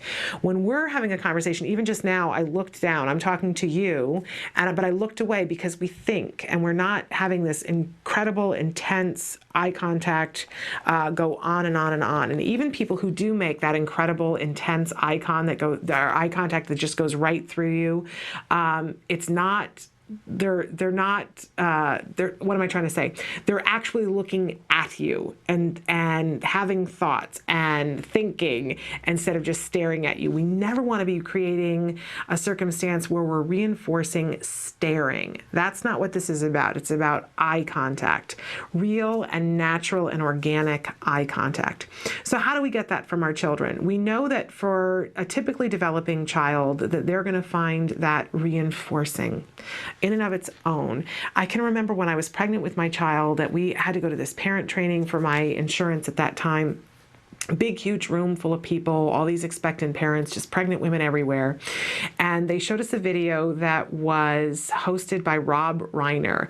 And it was about how important it is to make eye contact with your babies because they love it and it helps their brains to develop, and how it's this wonderful and joyous thing. And eye contact is just fabulous, fabulous, fabulous. And how your child will find it reinforcing. You know, and I sort of feel like it's that Dr. Seuss book about, oh, the places you'll go. And in that book it says, oh, the places you'll go and you'll hit the high heights and you'll see the best places, except when you won't, because sometimes you don't. And the truth of the matter is that sometimes our kids don't find eye contact reinforcing in and of itself. And there are lots of different theories about that, and I think it's different for different children, but the truth of the matter is that in order to get them to make the eye contact, we have to make it reinforcing to them. So, how do we do that? Again, going back to our discussion earlier this morning, you got to know what your child finds reinforcing. And that might be trial and error to figure it out, because if you find the thing that's really reinforcing, then you're going to see the eye contact shoot up if you're giving the reinforcement when the eye contact happens. I've shared that with my son that he really didn't play with anyone. The only exception that he was willing to engage with someone to play was if you were playing pirates and having sword fight. He was a huge, huge fan of Peter Pan. It was his favorite thing to do was watch Peter Pan. The A&E version, by the way, of the staged version, and loved and still loves that. He got to see it live last fall, and he's going to get to see it again this summer. Big, huge event for us. And but as a child, he just loved that. I'm going to well up because it meant so much to him. But so that was the thing that he would do, is that he would play pirates, and he loved to play swords. And our therapists coming in the beginning saw that and said, let's take that and make it part of the eye contact lesson, because my son did not have any receptive language at that point. So even saying to him, look at me, would have meant nothing to him, right? And he just wasn't capable of making the eye contact in the way that we wanted to see that grow and develop. So we've got to make it reinforcing, right? So the therapist would come in, and we had plastic play swords, but people were getting hurt. So, we had to take it a notch back. So they would come and they would actually rip out of construction paper a play sword so that it didn't have a sharp edge. Nobody could get a paper cut, right? So no scissors, but we would rip these swords out, and we'd have to do it every day because they would get torn up. But they would have their little swords in hand, and he would get one, the therapist would get one, and they would start, and all you had to do was hold the sword up, and boy, my son would come running because it was so reinforcing to him. So he would come running, and they would start the sword fight, and he would be so excited that he's playing with them. And what the therapist would do is that they would pause, and they would look at him and make eye contact with him. And he, in the beginning, it was so interesting to watch his behavior because he was so excited, and it would stop suddenly, and you could see him trying to figure out, what's the go button? What's the button that I push to make this ride start again?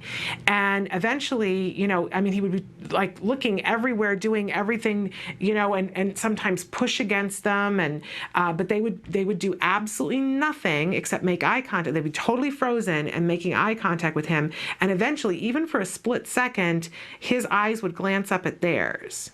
And they would immediately start again. There would be no discussion about it, but it would be the go button for the toy to start again. And the toy was the therapist fighting with him. Now, that's probably not going to be your child, right? because all of our kids are different.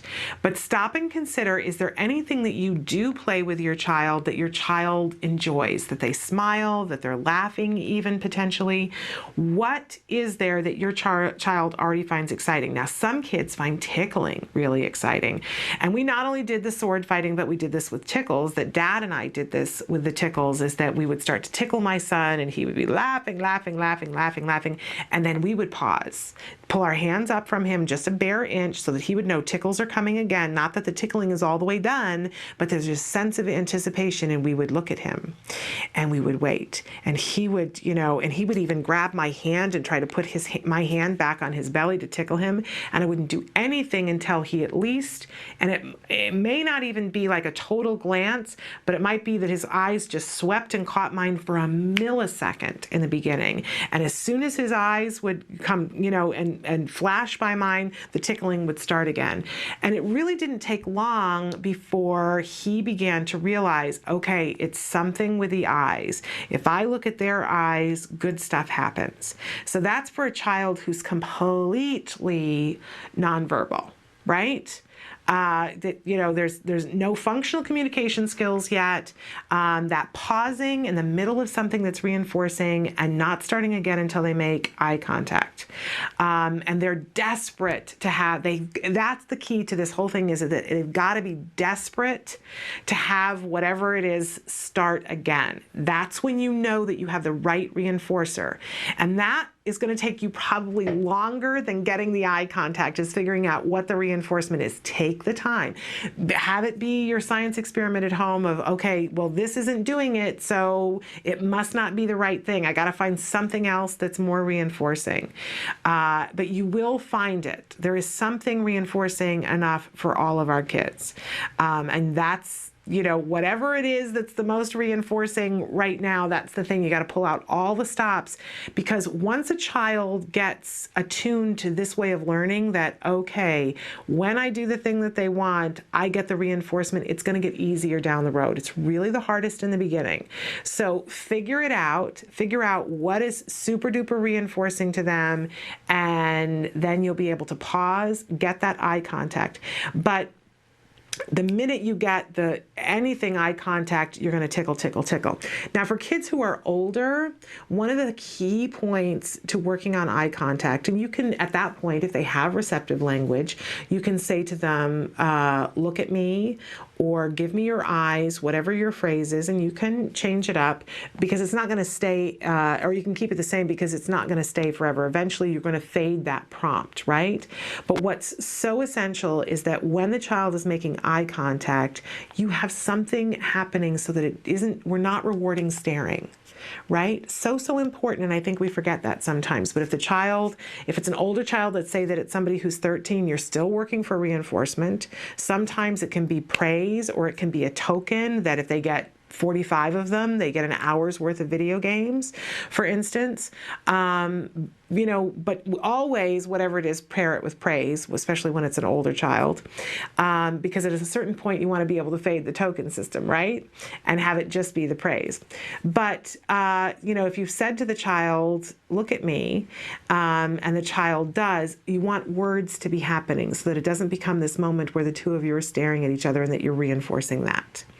Okay, same thing with when we want a child to look at us when we're saying their name, because that's a really important thing too. So we might start in the beginning and say the child's name and say Betsy, and she's not looking at us, so we might say look at me, right, for the child that's receptive. And for the child that doesn't have receptive language, we may actually very gently turn their head while we're saying look at me, so that they begin to understand what look at me means.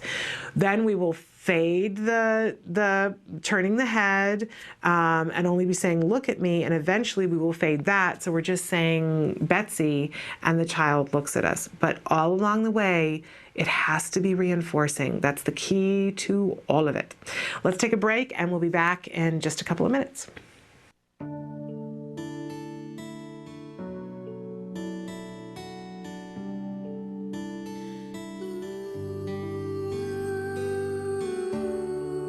I am grateful for Autism Speaks because they allow families like me to have hope.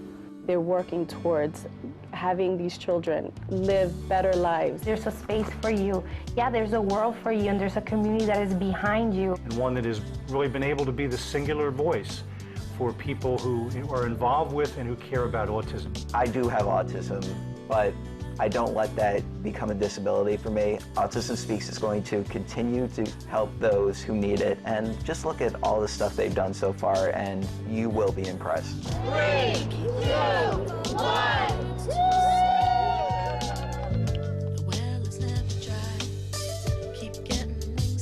And you need to support the walks. We have to raise awareness, but we also have to raise funds to do the work. I'm grateful for Autism Speaks for one main reason, is they are allowing me to focus on the research. The work that Autism Speaks has been doing is critical for keeping autism research on the radar screen.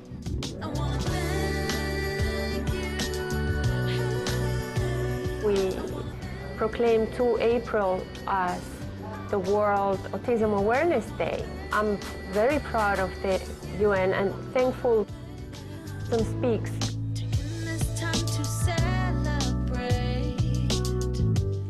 Getting the health mandate bill passed in New Jersey particularly, we needed to be able to make an argument, not just do this because it's the right thing to do, but do it because it's cost effective.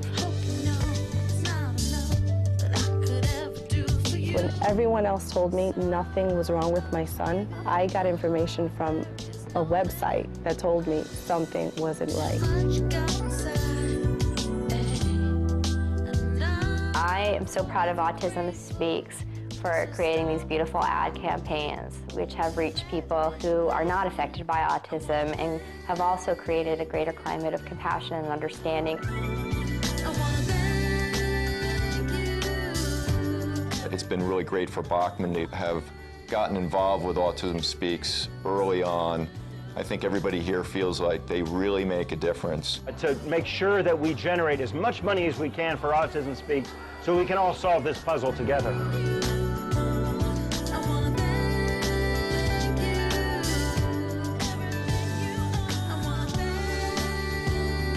There's no way we could have come this far without our families, without our supporters to date, but there's so much farther we have to go. And everybody's invited to join this cause. We need all the help we can get to make the difference we know we can make.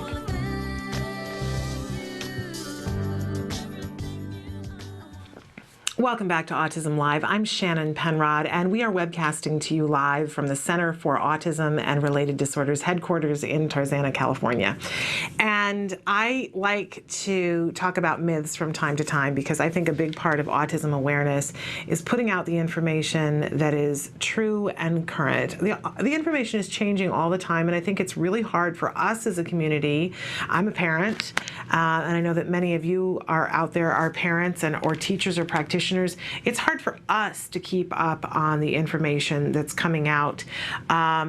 And so if it's hard for us, I have to assume that it's hard for everybody else. But we're the first line of defense, right? If we're aware of what's happening and we can be educated, then we can be the foot soldiers that are spreading the word, right? At least that's my thinking. Let me know what you think about that. But there are so many myths that are out there about autism and ABA in particular, and it's so frustrating because it feels like you're in an uphill climb constantly. You're moving along with the information that you have, and then you get stopped by somebody who has really, really old information. And sometimes it's to the detriment of our children, and that particularly tears my ticket. So I'm on a rampage to stop the inappropriate information. And since we know that ABA, the Surgeon General said over a decade ago that it's the gold standard of treatment in autism.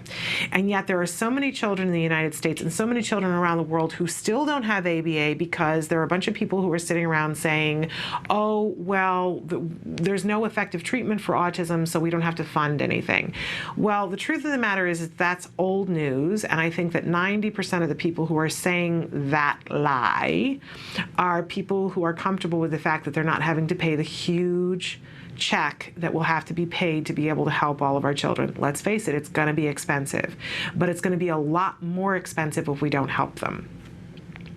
So we know that our kids need ABA, and I think that a lot of people in the autism community are 100% clear on that, but there are still many people in our community who are not on that bandwagon, and they have a predisposition to looking at ABA and thinking that it is not something that's positive. And one of the many myths that are out there that still persist with ABA, we saw this in some recent articles that were done in very large newspaper outlets. I'm not even going to say who because I don't want to give them more publicity, that they were saying that ABA is something that potentially involves punishing and corporal punishment, children being hit, that there is a stigma attached to ABA that, you know, children are being hit or having other negative. Okay, this is not just a myth, it's just flat out false. We know that the truth is that ABA works on the principle, and we talk about it here all the time, that in order for any behavior to be maintained, it has to be reinforcing. It has to be rewarding. So that's the main principle. Then it goes without saying, but we need to say it, that punishment is not going to be effective. And the truth of the matter is that we have seen in studies that that's the truth. Punishment is not effective. I know, I was raised on the punishment system, and I still sometimes jump to the conclusion we must punish. Bad behavior means we must punish, right? Except that science shows over and over and over again that that doesn't work in actually changing behavior. I know. What does that mean for the court systems? What does that mean for hardened criminals? But I'm sorry, that is the scientific evidence. Punishment does not work in changing behavior. And I don't know about you, but as a parent of a child with autism, I want to be doing what's effective at changing behavior. Yeah, there's social reform that needs to come, but I need to have my house moving in the proper direction. I need to know that my child is capable of being in a classroom and behaving in a certain way so that he can get the education he deserves, right? And that's not going to come about with punishment. Science has shown, and I've seen it with my own child, and I know that you can see it with your child too, if you're willing to look at the principles of ABA, that in order for a behavior to be changed and be maintained, for it to go on and on and on, not just to be able to be done once. I don't want my son to just be able to spell a word once. I want him to be able to spell it across his whole lifetime, which means it's got to be reinforcing to him. And he has to be able to behave in a way to be able to be in the desk so that he can learn that. All of our kids do, and they deserve that. And we're not going to get there with punishment. So ABA, I want you to know, and I want you to spread the word, it is not something that involves punishment. In fact, in ABA, they don't. Pure, good, quality ABA does not espouse even timeouts except in extreme special circumstances when it is done with very specific parameters by professionals. Yeah, not even timeouts, because that is considered a punishment intervention. So the idea that there's corporal punishment, years and years, and this is the trouble with myths, that there's always like some small potential kernel of truth. Years and years and years ago, there was a study that was done where they incorporated corporal punishment to see if it was effective. And guess what? It wasn't. And so ABA, if you have an ABA provider in your home and they're using punishment, saying punishing things, or heaven forbid, laying a hand on your child, you have the wrong people in your house. That is not a quality ABA provider, and I encourage you to fire them today and get working with somebody who is doing ABA properly, and it will not contain those three elements. We need to spread this word because there are people who around the world are saying, I don't want to do ABA. I hear that there's good effects from it, but I don't want my child to be hit. And that's false information. If you have an ABA provider who is hitting your child, fire them and report them. so that nobody else wastes a minute of time with them. I feel very passionately about this, and I need your help in spreading the word. ABA is about rewarding good behavior and failing to give a reward to behaviors that we don't want to see. That's not a punishment. It's just not delivering a reward for it. That is an entirely different thing, and there is no corporal punishment involved at all on any level. If you as a parent believe in spanking, that is your own business, but an ABA provider should not ever come into your home and be instituting any kind of corporal punishment on any level. And if they are, fire them. There are better people out there. If you need one, start with the Center for Autism and Related Disorders. Go to their website, www.centerforautism.com. But there are many quality ABA providers out there, and they should all be telling you the same thing. No corporal punishment of any kind whatsoever, ever. I hope we're 100% clear on that. Okay, I have to take a little moment here to talk about what today is here. We're webcasting to you. It's the Friday the 13th, first of all, but we're also webcasting to you from the Center for Autism and Related Disorders headquarters. And I am a huge fan of CARD, as they are fondly referred to, because they're who gave me back my child. I know, I'm going to get emotional, right? They did. They gave me back my child, and that is, there are no words.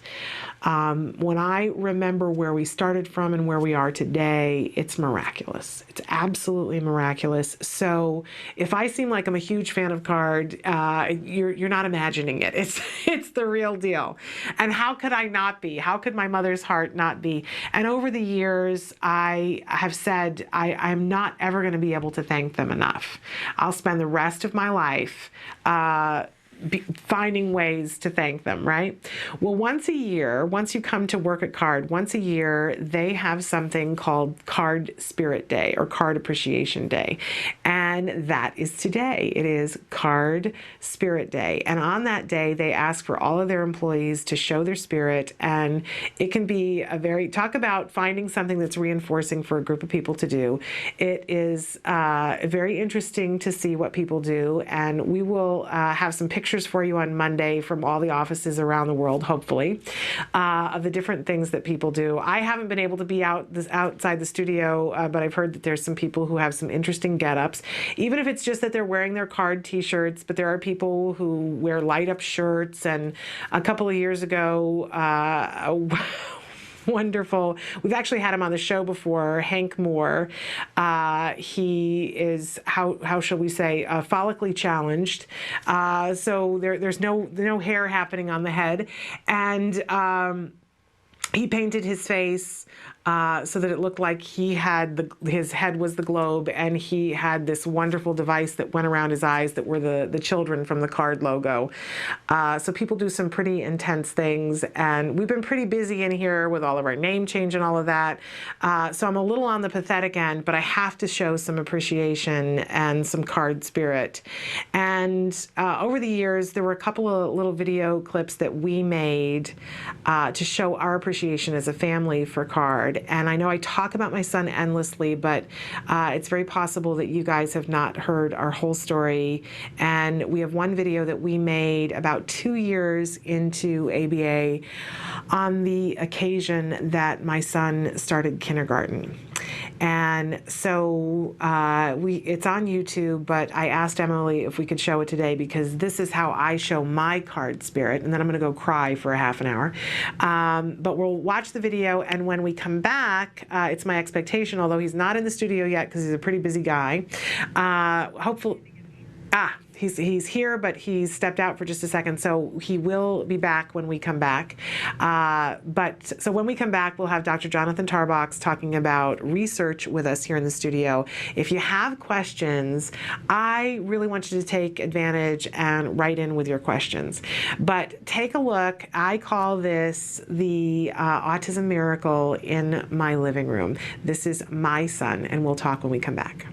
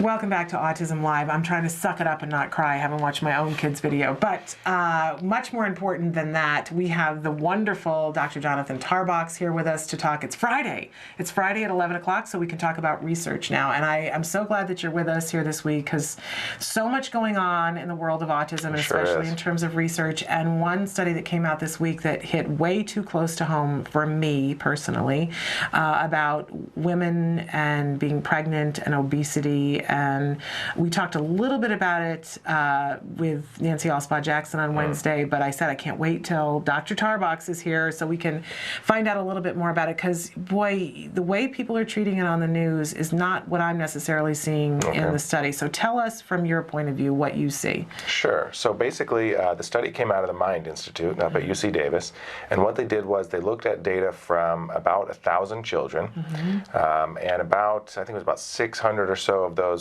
kids had an ASD, and the rest were divided between developmental disabilities and typically developing. And basically what they looked at was difference in rates of obesity, gestational diabetes, and then type 2 diabetes. And they looked at, essentially what they did was look at, is there any relationship between any of those factors?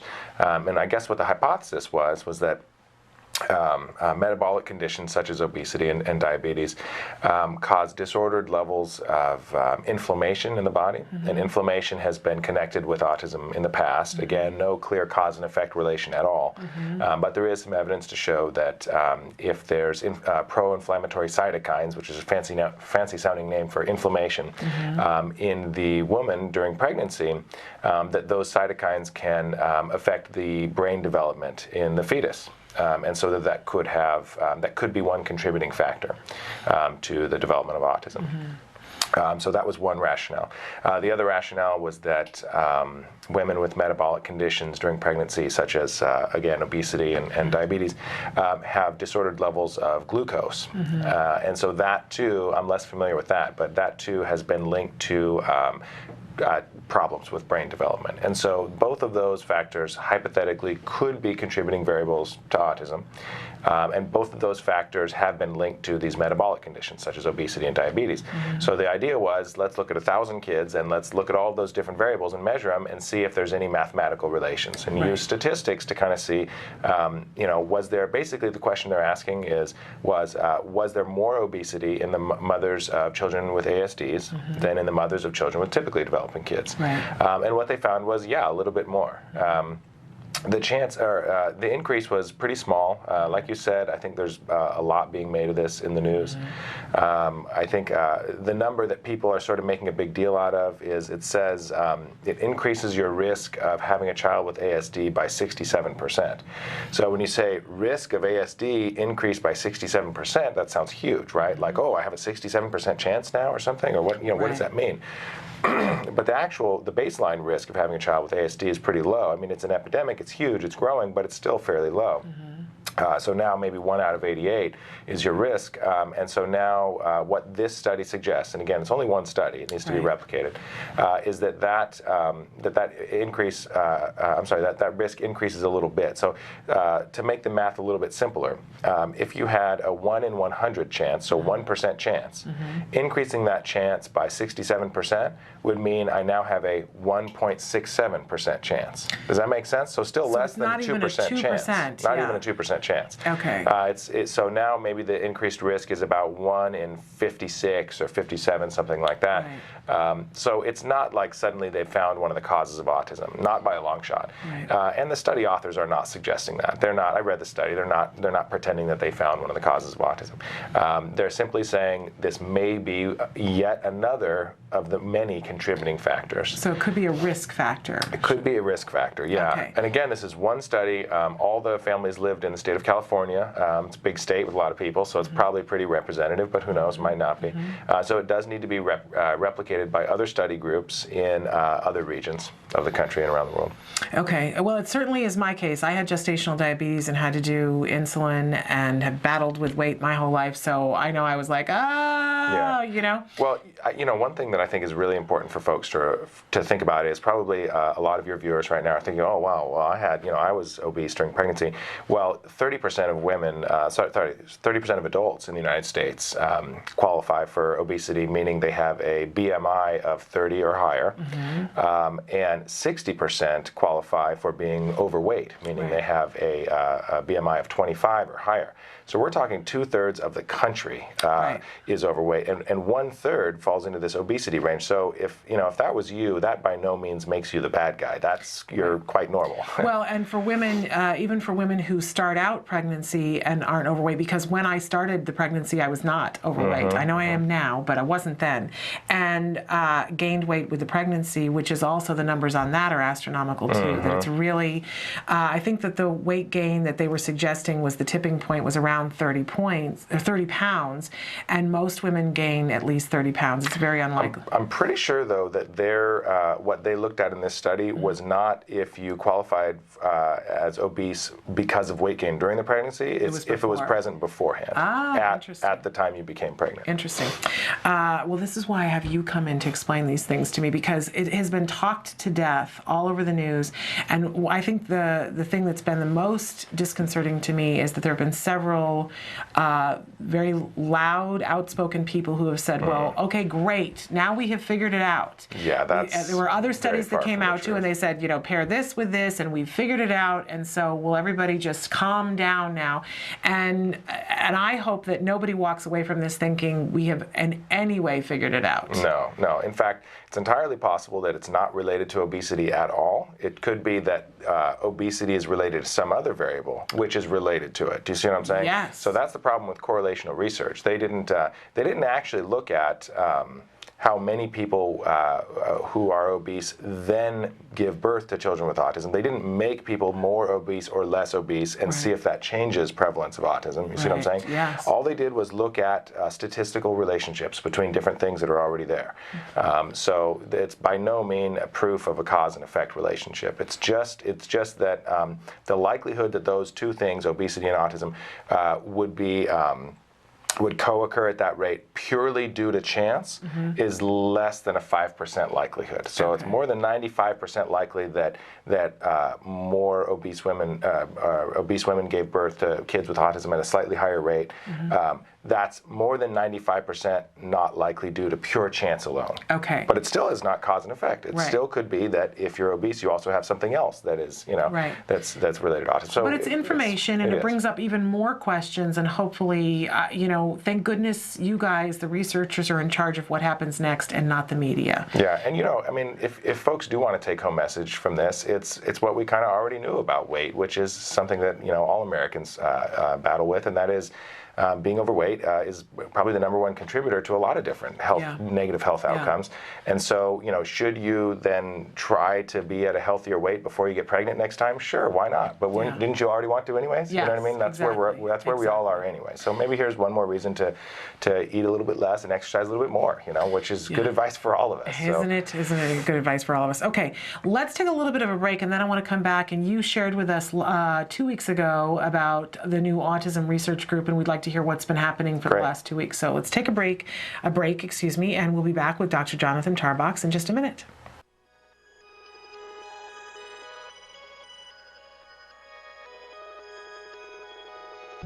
When Maddie was diagnosed, I'll be honest, I was very ignorant on what autism was. I knew that autism was basically something that hit boys at the age of 2 to 3. They shut down, and sometimes you think of the typical Rain Man movie. And with Maddie, she was doing all the same signs and symptoms of a typical child with autism spectrum disorder. Stand up. She didn't even acknowledge us coming into the room. She had barely any eye contact. She didn't interact with her sisters. She didn't really do anything. She just basically lined up her toys, and that was about it. We have a team of 7 volunteers, or 8 now. We have 8 volunteers, including my husband and I. And I'm the team leader, and so I do all the curriculum and get everything ready each week. Jana was downstairs until 11 o'clock at night working on curriculum, going through 2 different textbooks. And And then we, as a group, meet on Monday nights, and we would go through what the curriculum was from Jana. And a lot of times we would go, well, how exactly do you do that? How do you sit her at the table and do this trial base? What Skills has done for us, it's taken that away from Jana trying to figure out the curriculum for one. She can go down, or even our laptop, and she can sit down and through all these questions, it comes up with the different programs. At least for me, it was a relief off my shoulders. I was worried that I might be missing something, missing a curriculum that maybe she needs to know, where Skills, they have every possible thing your child needs to know from 0 to 7. They have a program for that. What noise is this? Good job! Every program that we did with her, I knew it was specific for what she needed to learn. Because before Skills, it was a lot of, okay, well, is that really age appropriate for a 2-year-old? You know, because it's not generalized. It's anywhere from 0 to 7. This is what your child needs to know in most manuals you'll find. But for this, okay, yep, she should be learning this. And no, she's not 4 yet. She doesn't need to know that yet. We are so fortunate that Jana was able to attend a conference put on by CARD that opened the door for Skills, and that there's no looking back for us. We started using the program in November. It seemed like by January something just clicked, and she has completely kind of came out of her fog that she was in for quite a while. I have never read a documented case on any child that has not benefited anything from applied behavior analysis, and now with this new Skills and being, you know, like the E version of ABA, I can't imagine it doing anything harmful to their child. It's nothing but exponential growth for us. To see her now, it just blows us away. I mean, we call her our little miracle child because in 7 months' time, she's just blossomed into this normal, functioning child, and suddenly, we joke about it all the time, like suddenly we have twins. If you're even thinking about doing it, do it. Because the absolute worst thing you can do is do nothing at all. And even if you use this program and it's just a single mom or a single dad working in the evenings with their child, this program is going to benefit them. It's going to show you where they are, it's going to show you where they need to go, and it's going to show you what skills and how to get there. It is an online book on how to help recover your child.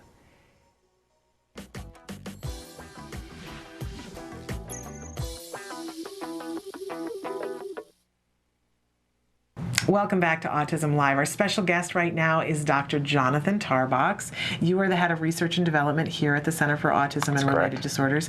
It's Card Spirit Day. Are you enjoying and celebrating Card Spirit Day? I am. I've got my card t-shirt on underneath this. Yes, we threw a shirt. I put on the fancy shirt for your Yes, and I appreciate that. I really do. Although we would have taken the t-shirt today, it is Card Spirit Day. But in any case, you had shared with us 2 weeks ago a new organization, the Autism Research Group. That's right. And for people who are just tuning in, though, that didn't hear about it, tell us a little bit about what it is, and then tell us what's been happening in the last couple of weeks. Sure, I'd be happy to. We're very excited about Autism Research Group. It's a brand new nonprofit where specifically the purpose of the nonprofit is to conduct research on autism treatment, and specifically research that's targeted towards issues that really matter for families. Yeah. So bread and butter, nuts and bolts, kitchen table type issues. I think what I mentioned last time was one of our sort of guiding philosophies is, would a mom of a kid with autism care about this or not? And if the answer is no, then, well, maybe we'll let somebody else do that kind of research. If the answer is yes, maybe we're on the right track. You know, I love that. Yeah, right? And it makes so much sense. It's so simple. It does. You know? It's wonderful. But, you know, it's funny because so much of the training that you get when you're trained to be a scientist, so much of what you learn in a PhD program, for example, or a MD, PhD program, separates you from reality. And I think part of that is on purpose. It's because you want the primary influence on your behavior as a scientist to be what's going to work scientifically and what's going to produce good quality, precise scientific information.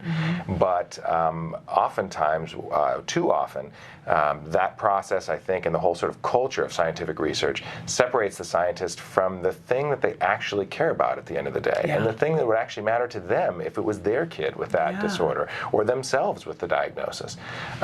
And so what we're trying to do is I feel like what we found is our niche at Autism Research Group is trying to fill that void, is trying to address research topics that really truly make a difference. And so basically the idea is not just doing research that will have implications for how to help people in the future, but research that actually demonstrates we did help people. So there's a fundamental difference there, right? Yeah. Most lab research produces information that might be useful later on if someone else applies it in the real world.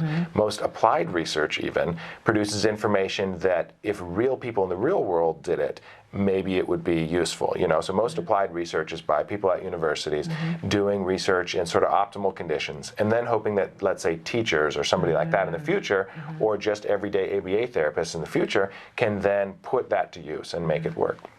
The research, a lot of the research that we're going to be doing is called more dissemination and implementation research. And what that is actually going out and doing it for real.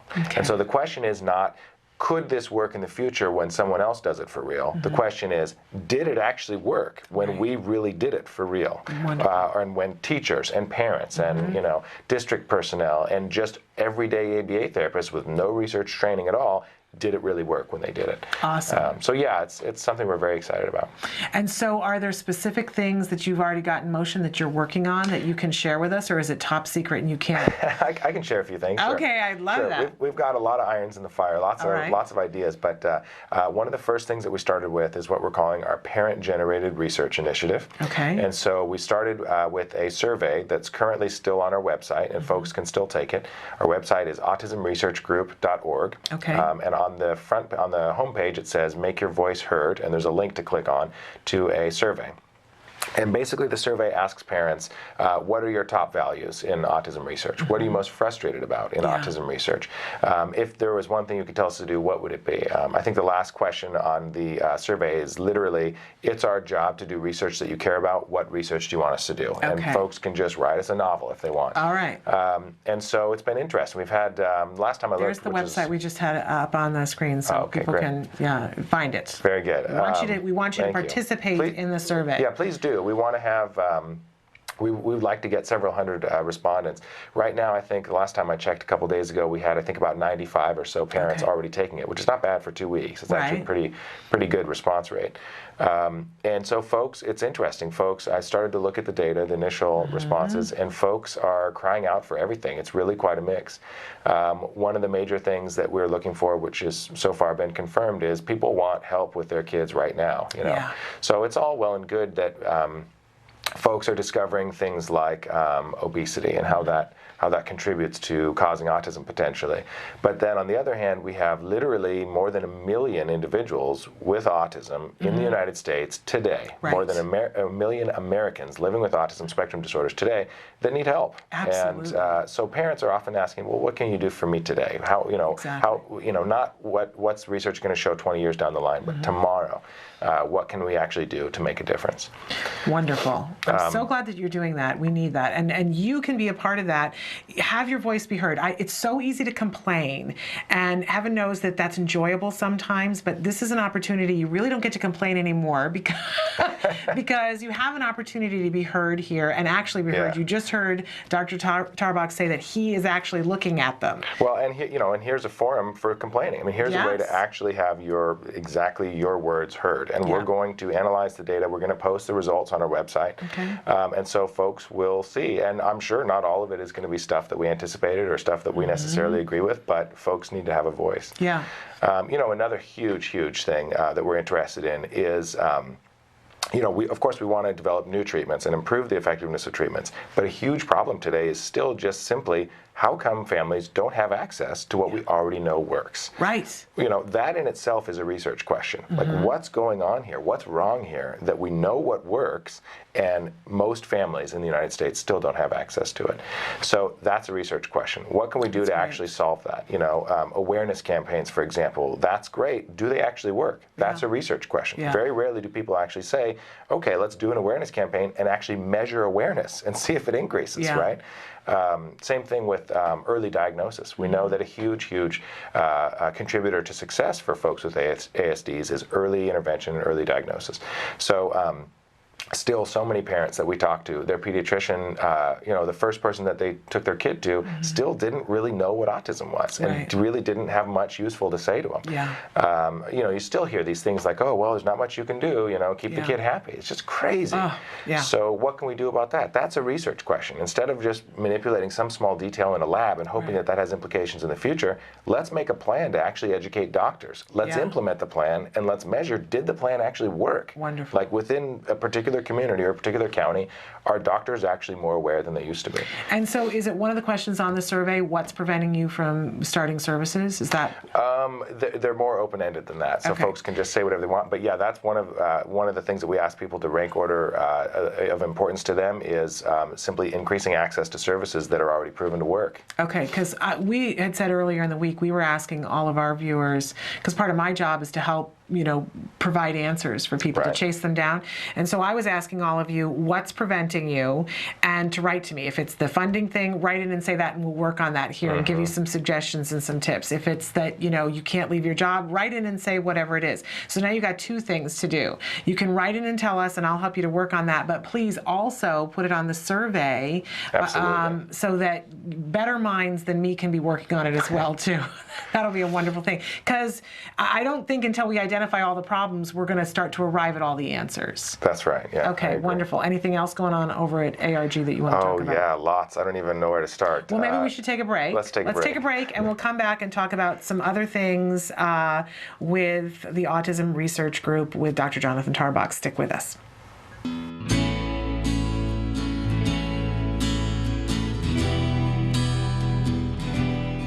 Here I stand, a man, someone who has overcome struggles, someone who has endured perceptions of what others thought of him, thinking he was stupid because he was autistic, or simply believing him to be nothing because he was different to them in their minds. But I stood my ground. I just wanted to say to the organization in general, alongside helping me to improve communicatively and socially, the other greatest gifts you gave me were the value of discipline and a good work ethic. To quote Anthony Kiedis, to celebrate you is greater now that I can. You helped me to realize that the harder you work, the likelier you are to achieve success. Having had to work very, very hard to recover from autism, this discipline has continued to serve me well.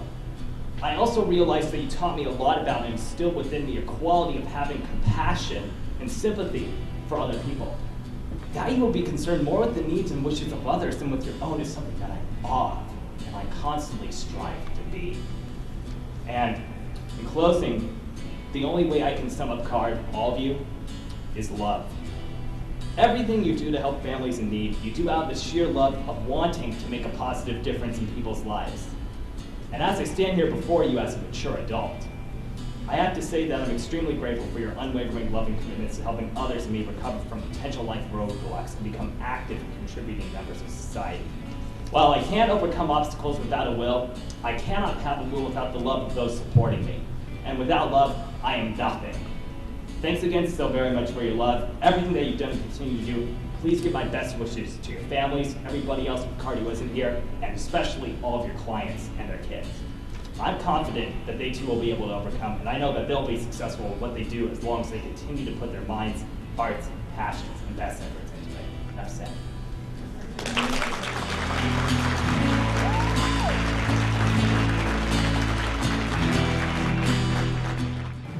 Welcome back to Autism Live. Our special guest right now is Dr. Jonathan Tarbox. He is the head of research and development here at the Center for Autism and Related Disorders. He's been talking to us about a really wonderful new group called the Autism Research Group that's really interested in doing substantive research. And I love your litmus test is, would this matter to a mom? That speaks to me, Jonathan. Would a mom care? Would a mom care? So I love that. You've got a survey on your website, which is autismresearchgroup.com. .org, excuse me. We're a nonprofit. And we'll flash that again. There it is. So please do the survey and have your voice be heard because they want to hear from you. But you said that you've got a lot of stuff going on, and we want to hear what some of the other stuff is that you have going on. Sure. Well, You know, another, and maybe this sounds kind of cheesy, but another one of our goals, I guess sort of the overarching goal, is doing stuff that matters to families. And so a big part of that is actually just kind of having fun and enjoying life and getting to just relax at some point. So we're organizing some events that are just supposed to be fun for families. So we're going to have a barbecue in the park for exceptional families, and it's going to be just open to anybody for free who has, you know, kids with special needs show up. We're going to have a scientist making balloon animals. We're going to have one of our researchers doing face painting. I'll probably be manning the barbecue, you know, and it's just to kind of hang out and have fun for parents to meet up with each other. We're going to have grocery stores donate some of the food and supplies and stuff like that. Do you know when that's going to be yet? We're not sure. We haven't picked a date. We're thinking probably May, before but it you'll gets let us too know hot. so we can announce it here. We'll definitely let you know, yeah. And that's a wonderful event that you can go to and have fun and have acceptance, but also a great opportunity to have access to some scientists such as yourself that if you want to meet Dr. Tarbox, and we'll definitely bring, you know, informational handouts, brochures, maybe some CDs or DVDs that have, you know, the top 10 research studies families should be aware of. Okay. So again, trying to disseminate information too, but you know, giving folks a chance to just take a break and, you know, the kids have some fun and play in the park. It'd be a great opportunity for your fans. You know you have fans. You do, and in fact, we showed just a couple of breaks ago the Maddie family, and how that all happened was that you were speaking at an event and met that mom, right? Yeah, that's right. Yeah. So I know she's a huge an amazing fan. mom, yeah. Yes, she is. She's absolutely an amazing mom. But she saw you, and boy, it all clicked for her. And she said, "We want to do this. We're going to do this," and you know, we changed some lives there. Well, it's funny that you said that because honestly, I travel around quite a bit and speak at parent conferences, and it's kind of a lot of work and it's a lot of travel, and I'm usually traveling by myself, so kind of, you know, bored and lonely and stuff. But really, honestly, I love doing it, and the reason why I love it is because I know if I'm standing in front of 100 moms talking about ABA, even if none of them have ever heard about it, if they're seeing that the potential that their kids can have, if they get really effective, proven treatments, even if just one or two of those moms, if it clicks and they go back and they change their kids' lives, that's awesome, you know, and that's worth the price of admission right there. Yeah, so. well, it's and not only did you change her life, but now you're changing so many other people's lives because they're seeing Maddie as the example and going, okay, if that mom can do it, then I can too. Yeah, and I have to say, like, I really appreciate moms and dads who step up and lead by example. You know, we wouldn't be where we are today if it wasn't for courageous moms, you being a great example. I don't accept that because I go, I'm not ever doing it right, but I know nobody's doing it right. Everybody's doing it the best they can, right? We're all human beings. I try. But the difference is when people step up and lead by example, then it inspires others and it gives others strength. And so yeah, she's fantastic. Oh yeah, amazing. In fact, this is a perfect segue. Another project I'm working on is. I think I talked to you about this before, is I've always been inspired by parents, and so I want to do something that acknowledges them and something that gives them recognition, and also something that will give hope to other people and give inspiration to other people. So I haven't come up with an exact title yet, maybe Autism Supermom, something like that. Probably maybe sort of a documentary, maybe an ebook, but some kind of project that showcases families and their sort of everyday struggles. And not just all kids that have perfect recovery outcome, but you know, real life families who are in the trenches doing the best they can, and just showing that there can be hope and that there can be triumph even when, you know, you're depressed and you have anxiety and you're having marital discord and your, you know, financial difficulties and everything else. At the end of the day, if you're doing everything you can for your kid and your kid is making some kind of progress, then that's worth it in itself. Well, I think that's a story that needs to be told for sure, because that's pretty much everybody, all of us that are on this journey together. And you know, people don't realize that. Like I've said before, like if you have a child with autism, there's 10,000, well actually about 1 million other families out there in the United States who are in your shoes too. And I feel like folks need to be connected more. They don't realize that you're not alone. You know, if you have a child diagnosed, you have tens of thousands of other people standing behind you in that same very special club that you just got admitted to that you probably didn't want to, but there you are. You're part of that group now. There's thousands of others who are in that group too, and who would have your back if they had the chance, and if you just make that connection. So absolutely, we're all, you know, it's so interesting because in the beginning you're so consumed with what do I need to do today, day, and what paperwork do I need to get in so that my child is eligible for this, and you know, making it work, surviving. Absolutely. You're totally in survival mode, that it takes a couple of years, and what you really depend on in those couple of years are families who did it before. You find a couple of people who say, here's the quicker way to do this. Here's who you have to call. I would never have heard about CARD if it had been up to me to find the research all on my own. I just wouldn't have found them. Sure, yeah. I was so underwater. But I had a mom who said, here's where you need to call. Here's where you need to go. You're so lucky you live so close to their headquarters. You know, and so you lean into that small group of people that you find for that couple of years.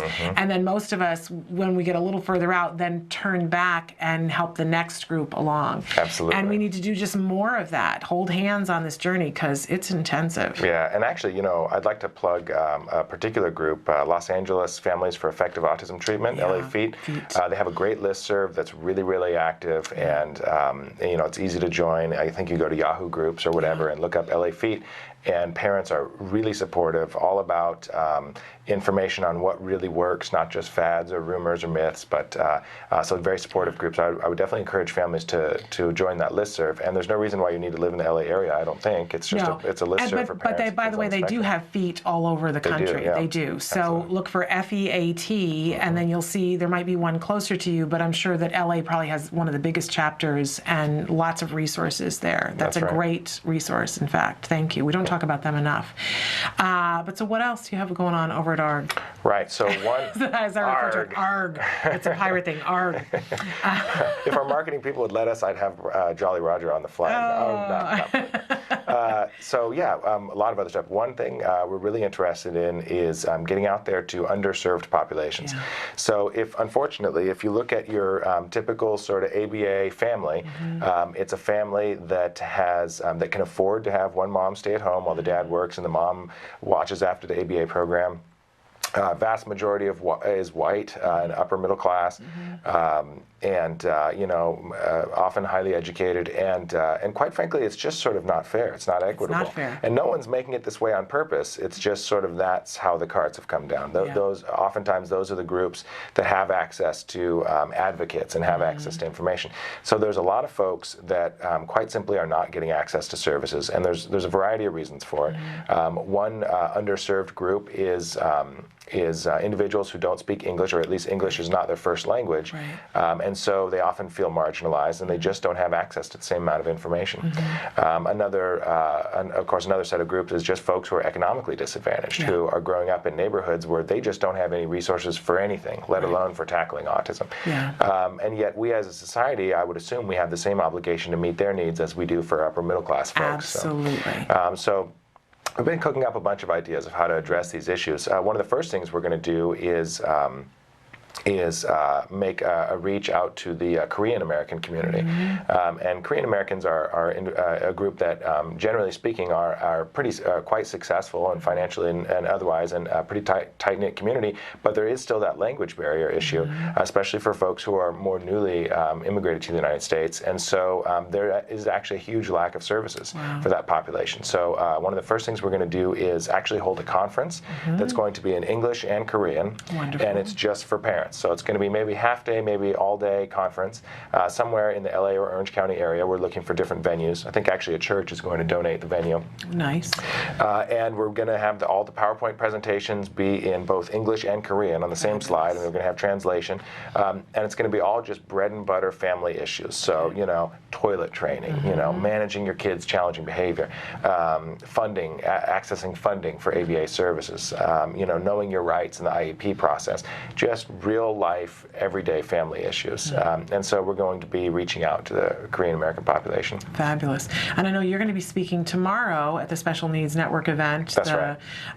That we had Ariva Martin on the show on Wednesday talking about that, and they're really committed to helping that underserved population as well. What's your topic tomorrow? The topic tomorrow is how you can use technology in autism treatment.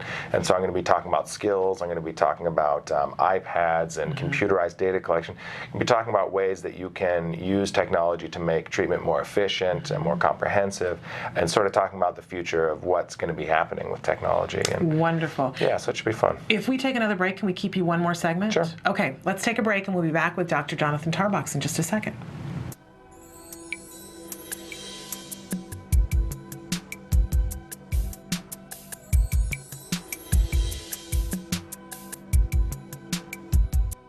Hi, welcome. I'm here with Sue Cho, and Sue, tell us what you do.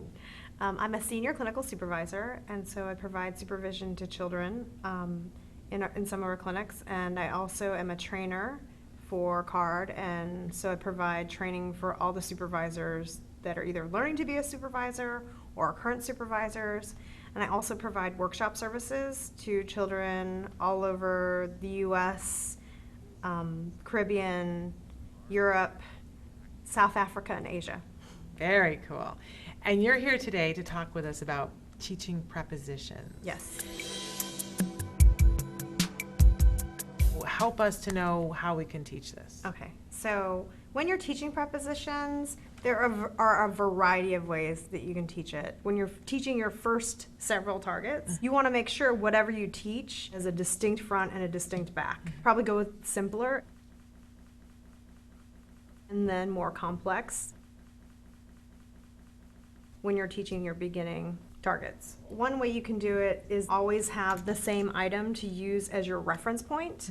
You can also do it where you're constantly changing your reference point. So maybe within a sitting I decide now I'm going to use a truck, or I'm going to use a box, or I'm going to use a chair. But that also depends on how flexible the child you're teaching is with learning with multiple items. This lesson is actually a little more on the abstract side. So if you find that your child's having difficulty with lessons maybe such as attributes, that you may want to start off where you use multiple objects as your reference point. So I use a helmet, I use a chair, I use a car, but I never turn the position of the item. Right. And so once they learn if the item is in the same position where the object goes, then you can start turning your item or putting the child in a different position in relationship to the item. So you start with receptive, though, where you're asking them to do it. They're not having to say anything, they just have to demonstrate their knowledge of it. Then how do you teach the expressive? How and when? So what we do is then we'd probably work on manding so that the child can request for the position. Let's say the child wants a particular color, but we're not working on colors. We're actually trying to work on prepositions. So I have a yellow block on the top. I have 2 white cars, but maybe there's a slight distinction, and they want the one that's in front of the helmet. So then they would have to say in front. Oh, so then they get the one that's in see. front. Okay. Okay. Great. Or when you're asking about tacting, at first I start off and I say, where is the block? Okay. And the child says, on top. I have some children that actually have a really hard time learning it receptively. I try to make them motivated to ask for a position then. And how do you motivate them to ask for the position? You want to put things there that you know that they like. It seems like one of the keys to this is having really preferred items to do the exercises with. Definitely, definitely. Because they're more likely to pay attention too then. Welcome back to Autism Live. We're here with Dr. Jonathan Tarbox. It's always such a pleasure to have you with us. And he is the Director of Research and Development here at the Center for Autism and Related Disorders. And we were just talking during the break about autism in the classroom. It's a huge subject for all of us. It's IEP season right now. Absolutely. And I'm a former teacher, and I'm constantly in this battle between letting people know that I think the vast majority of teachers are wonderful people. I mean, who else would want to commit to a life of going into the classroom, dealing with all the things that they have to deal with, all of the hoops that they have to jump through, and the pay is not that great, right? So mostly these are people who are really committed to being able to help our children. But as an autism parent, though, I see that there are a whole lot of people who are dealing with our children who are not appropriately trained. Right, absolutely. And I think that most of those people know that they're not appropriately trained, would like to be appropriately trained, and there's this gap There is this incredible, huge gap between we want it to happen, it hasn't happened, and how do we bridge that? And I was saying this morning that I am really wanting there to be legislation at some point that every single person who works in the classroom, from the principal on down to the yard duty people, I don't mean to make it sound like a prison, but there are the people who, you know, troll the yard. All of those people really need to be trained. If we're at 1 in 54 boys, and that's 3 years old information, then that means that for every 2 classes that there are, there's a child with autism. Absolutely. And so our assumption that we can have people, even lunch duty people, who aren't appropriately trained, it's just waiting for a disaster. But, you know, I sometimes feel like it's not going to happen until there's enough research to back it up. What's your position on training in the classroom? And as a researcher, where does your mind go? Yeah, well, I think it's really critical. And, you know, it's interesting because this huge boom that we've seen in the ABA services for autism field over the last 20 years has been almost all private ABA service provider companies that are separate from schools, and that's by no, you know, intention on the part of ABA people. All the way back in the 50s and 60s, behavior analysts were talking about American public education and how we can have an influence on that and be part of that and make a difference. But for whatever reason, there's a lot of resistance on the part of sort of the traditional educational establishment. A lot of that comes actually from graduate schools of education. So if you want to be a teacher, you go to graduate school and you get your teaching certification or your master's in teaching. If you want to be a principal, you can get a PhD in education or school management, school administration. And you know, the courses that you take in graduate school when you're in those positions don't teach you about ABA, don't teach you about, for the most part, don't teach you about evidence-based practice for individuals with autism.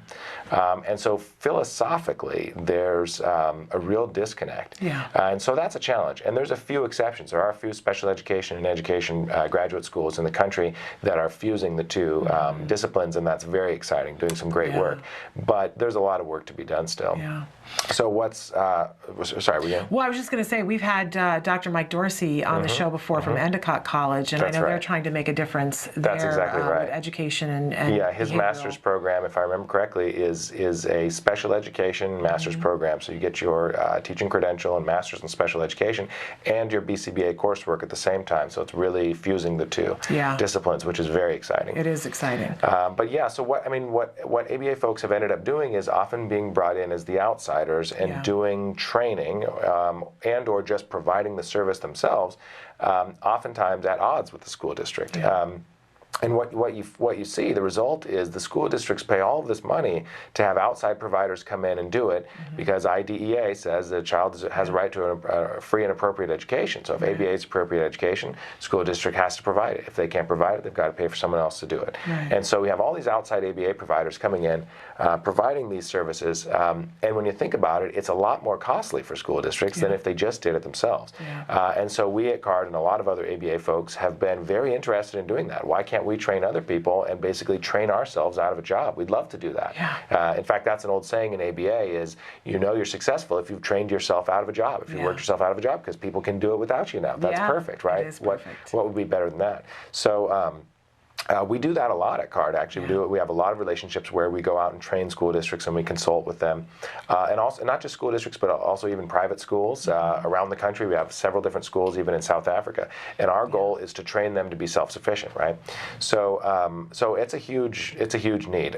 Unfortunately, there's very little actual research on that. It's interesting. That type of activity, where behavior analyst goes in and trains school staff, is mostly just something that's done as part of the business of ABA, service provision. There's very little research on what's the optimal model for taking a district or even just a classroom that has very little experience and very little expertise in ABA, and how do we turn it into a self-sustaining, self-sufficient, top-quality ABA program that just maintains within the district. And so that is something that we're interested in researching at Autism Research Group, our new nonprofit. And so that's one of our sort of programs of research, is studying the process. So the research question is, what's the best way to establish and maintain a self-sufficient ABA program within school districts? I gotta say, as a mom Mom, that's important to me. So I'm going to fill out the survey, and I'm going to put that down, because that, there's a part of me that says, no, I just want them to do it. But I know that part of getting it done is knowing the best way to do it. And that there's research to show that it can be done in that way. So that I'm going to fill out the survey, and that's what I'm going to put. And if you guys want to fill out the survey and put something else, I imagine that part of how you're going to decide what you research next is what's possible, what makes the most sense, what there's been a big cry for is going to probably have, so in other words, the squeaky wheel gets the grease. Yeah, vote with your survey. Yeah, vote with your survey. So I'm going to put that down, and if you're with me on that, then put that down too, and because I think that's, there's so many different areas that are important, but that's a huge part of our children's lives is going to school. And it's a huge part of the frustration for the parents once we get our kids to school age is knowing that the people that are there know the proper way to respond. Absolutely. And we keep seeing in the news that there are people who have no clue. Oh, absolutely. And, and really I think pretty much any family I've ever worked with who has a kid on the spectrum in the school district has at least one horror story of someone, a staff member that was probably meaning well, but just did something that was crazy that if they had any degree of training would have known that was not the right way to go about it. And so like what you're talking about with probably everyone needs some degree of training and awareness. Yes. And so I think what that's calling for is sort of a training system with different levels. So maybe a 2-hour training for the yard duty person, versus how much training a one-to-one paraprofessional needs, versus how much training just a regular education teacher who might have one kid mainstreamed in her class, his or her class.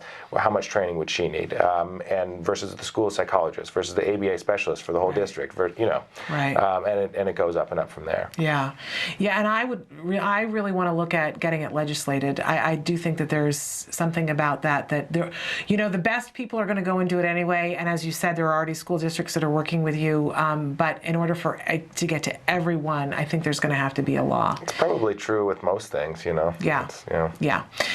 Well, Dr. Tarbox, it is such a treat always to have you here. How's your new baby girl? New baby girl's doing great. Almost 4 weeks old. She'll be 4 weeks old on Wednesday morning. So you're almost done with the 6-week boot camp. Yeah, exactly. New baby boot camp. Yeah, she's doing good though. We're actually getting some sleep. And, wow.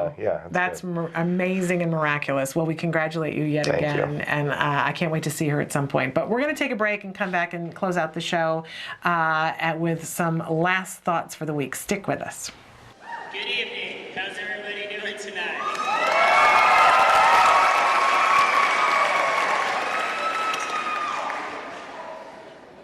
My name is Brett Myler, and I recovered from autism when I was 8 years old due to the extraordinary and selfless efforts of Dr. Doreen Grant-Bichet, Kathy Visconde, Evelyn Cohn, and many other amazing therapists.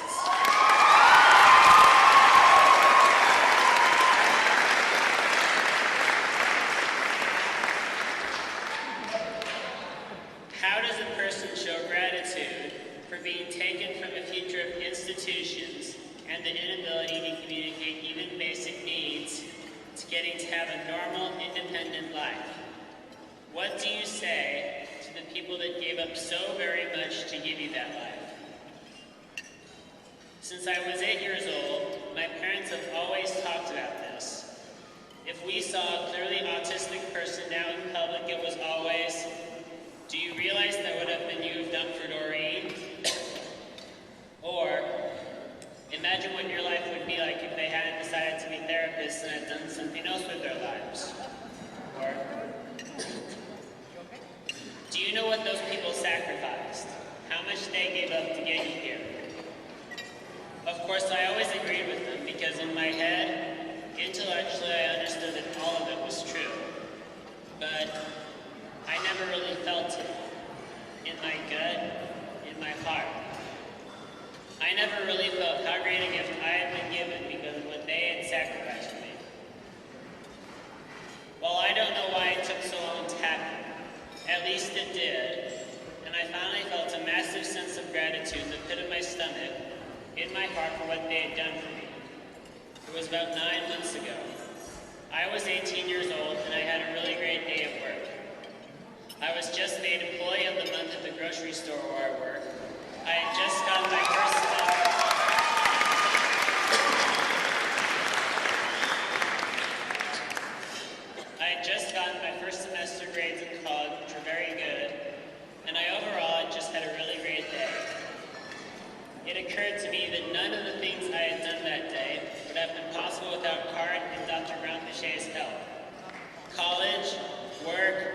driving my truck to a friend's house, none of it would be happening. I got home from work that night, and I went to my mother and said, the next time you talk to them, tell them I said thank you. Thank you for everything. At first she didn't know what I was talking about, but she got it after a few seconds and started to cry. She hugged me and said, don't worry, they already know. I told them.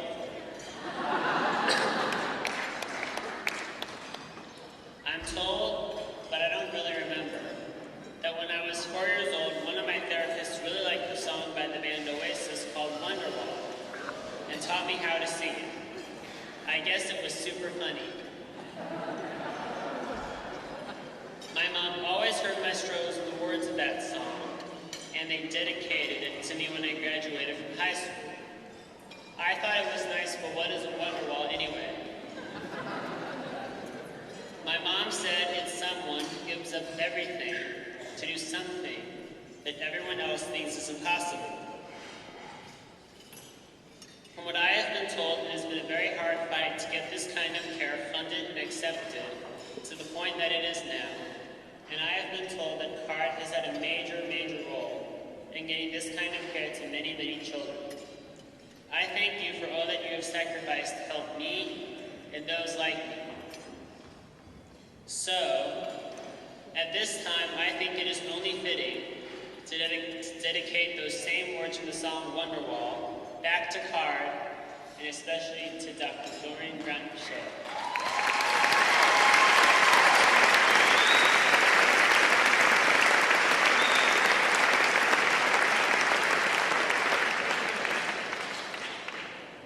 Here it goes.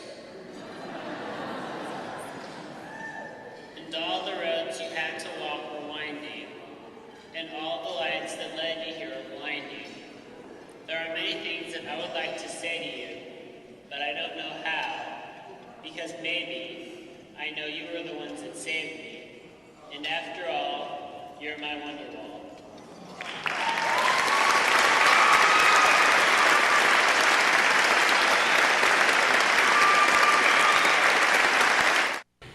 Welcome back. We reserve that clip only to be shown on Fridays, and I didn't even listen to it this time because it usually messes me up so much and I cry so much that I can't recover. So it can only be shown on Friday in the last 15 minutes, and Emily knows that. What you just saw was, of course, Brett Myler, who is one of the young people who is featured in the documentary Recovered. And he did recover from autism. If you get the DVD, and I recommend it, it shows 4 different children and talks to their 4 individual moms.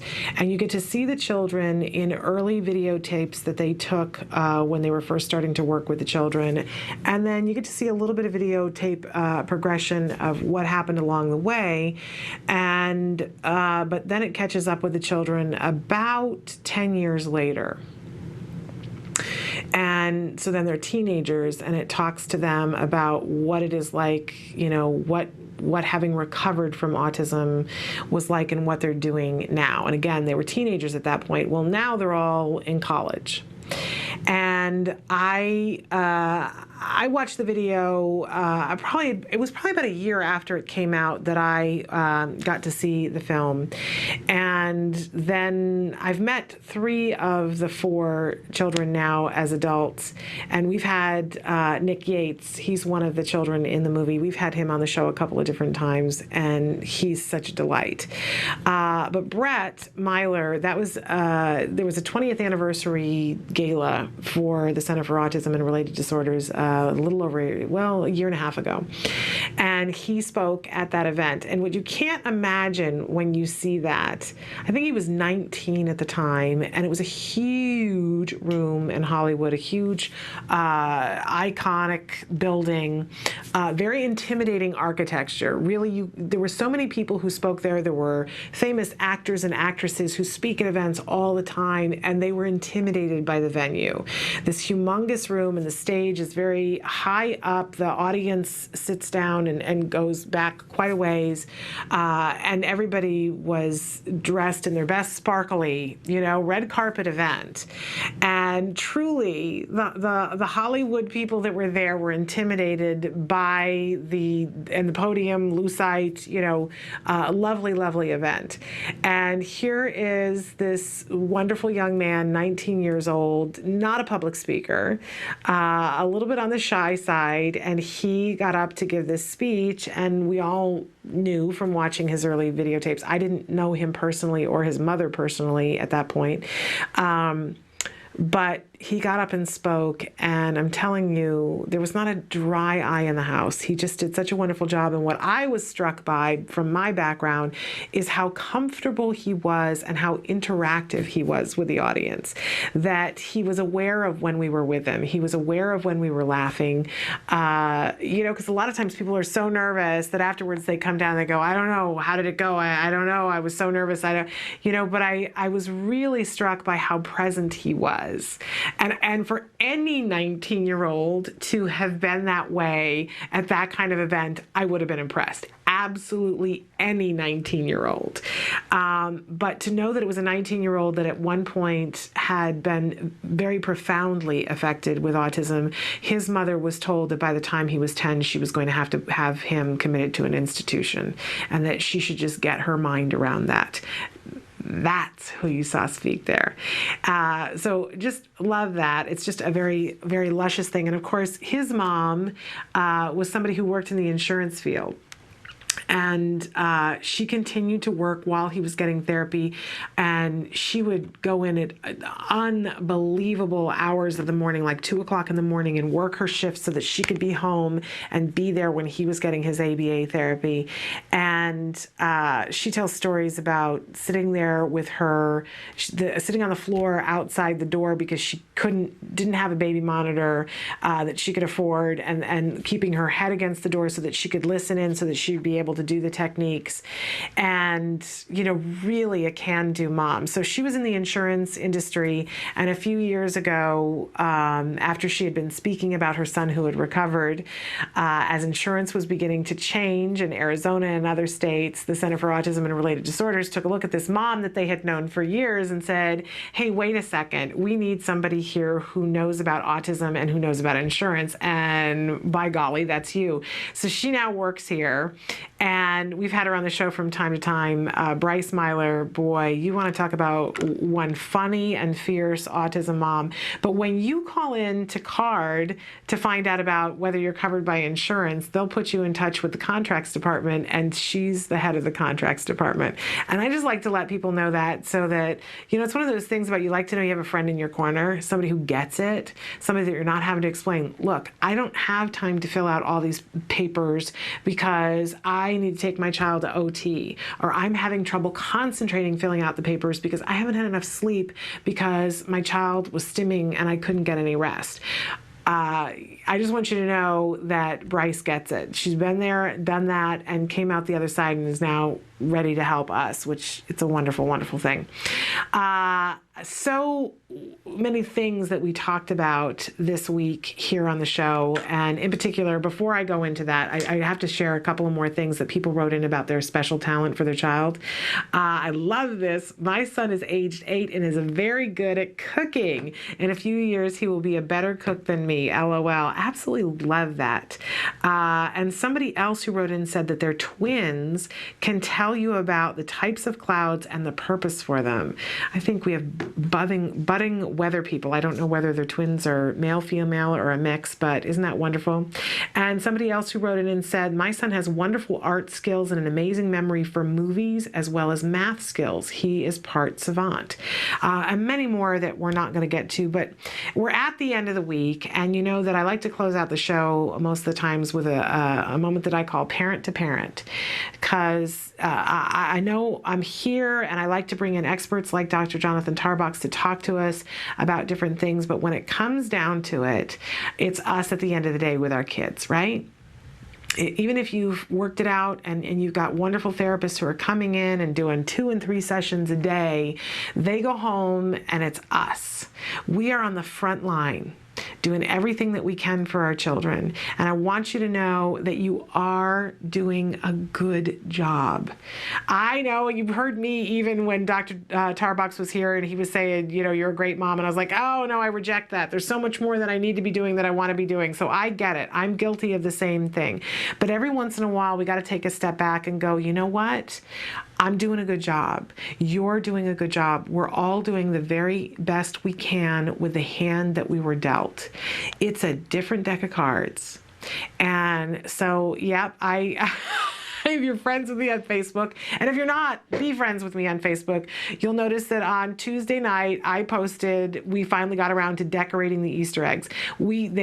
They colored them. I was so ill over the weekend that I didn't do it, but my husband and my son colored the Easter. I set it all up and said, I got to go lay down. And they colored the Easter eggs, but then they went in and we had stickers to put on them and everything, and we just didn't get around to it. So we did it on Tuesday night because my son said, we have to do it. So we did it on Tuesday night. I took a picture of it, and my Facebook post was, well, you know, we're decorating the Easter eggs on the Tuesday after, and that's the way this mom's rolling this week. And, you know, it is what it is. It's the very best that I could do, and I could beat myself up about it endlessly, but we're working on a different timetable always, aren't we? And so I give you permission to be where you are today. You are doing the best that you can. And you can help to remind me that I'm doing the best that we can, and we'll hold hands and get through this. Because it does change. Your challenges change. Yep, sometimes, even all these years later, and my kid is doing so well, and I'm doing the Easter eggs days late. You know what? It doesn't change the way everything else works. And he was happy, and that's what he's going to walk away with. Prioritize what you have to do and do what you have to do today. And you know what? Take the rest of the time to enjoy the good things that are there. And if that's only one thing, then celebrate that. You know, if your child is tantruming and having a horrible time, and you're having a horrible time as a result of it, take a breath. It's not your fault. It's gonna get better. I promise you, it's gonna get better. As you learn these techniques and you learn what to give attention to, what not to give attention to, and how to reinforce that good behavior. Yesterday we talked about compliance and that we can catch them doing something good. If your whole day has been about tantrums, take a moment, relax. It's going to come to an end because they do get tired at some point, right? Usually we get tired first, but if you reserve your energy and say, I'm just not going to let myself go there this time, let them wear themselves out, and the very next moment that you have, that you can catch them doing something good and reinforce them for it, catch that. It might be 6 hours from now. It might be that they have to sleep some of it off, but there's going to be an opportunity at some place down the road when they're going to do something that you can reinforce. Find the very next available moment and reinforce that, and you'll see that things start to change. Okay, the show is going to end, but as it ends, the conversation continues. We hope that you will be a part of the conversation. We're going to flash very quickly through a lot of the different ways that you can be in touch with us. Whatever it is, I said earlier, if you are having a problem and you just can't get to the ABA, please let me know what it is so that I can help you to try to figure out how we're going to solve it, because a lot of people have solved it with all kinds of different issues, so maybe we're going to be able to figure it out using what somebody else did.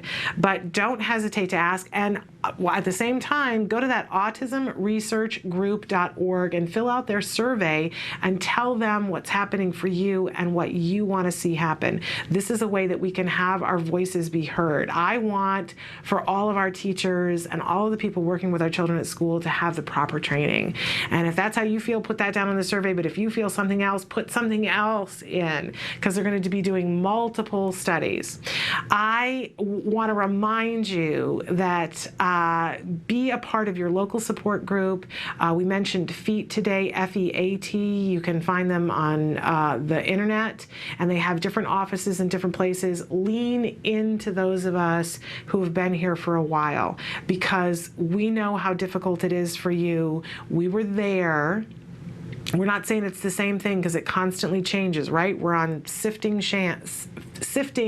shifting sand. That's what I want to say.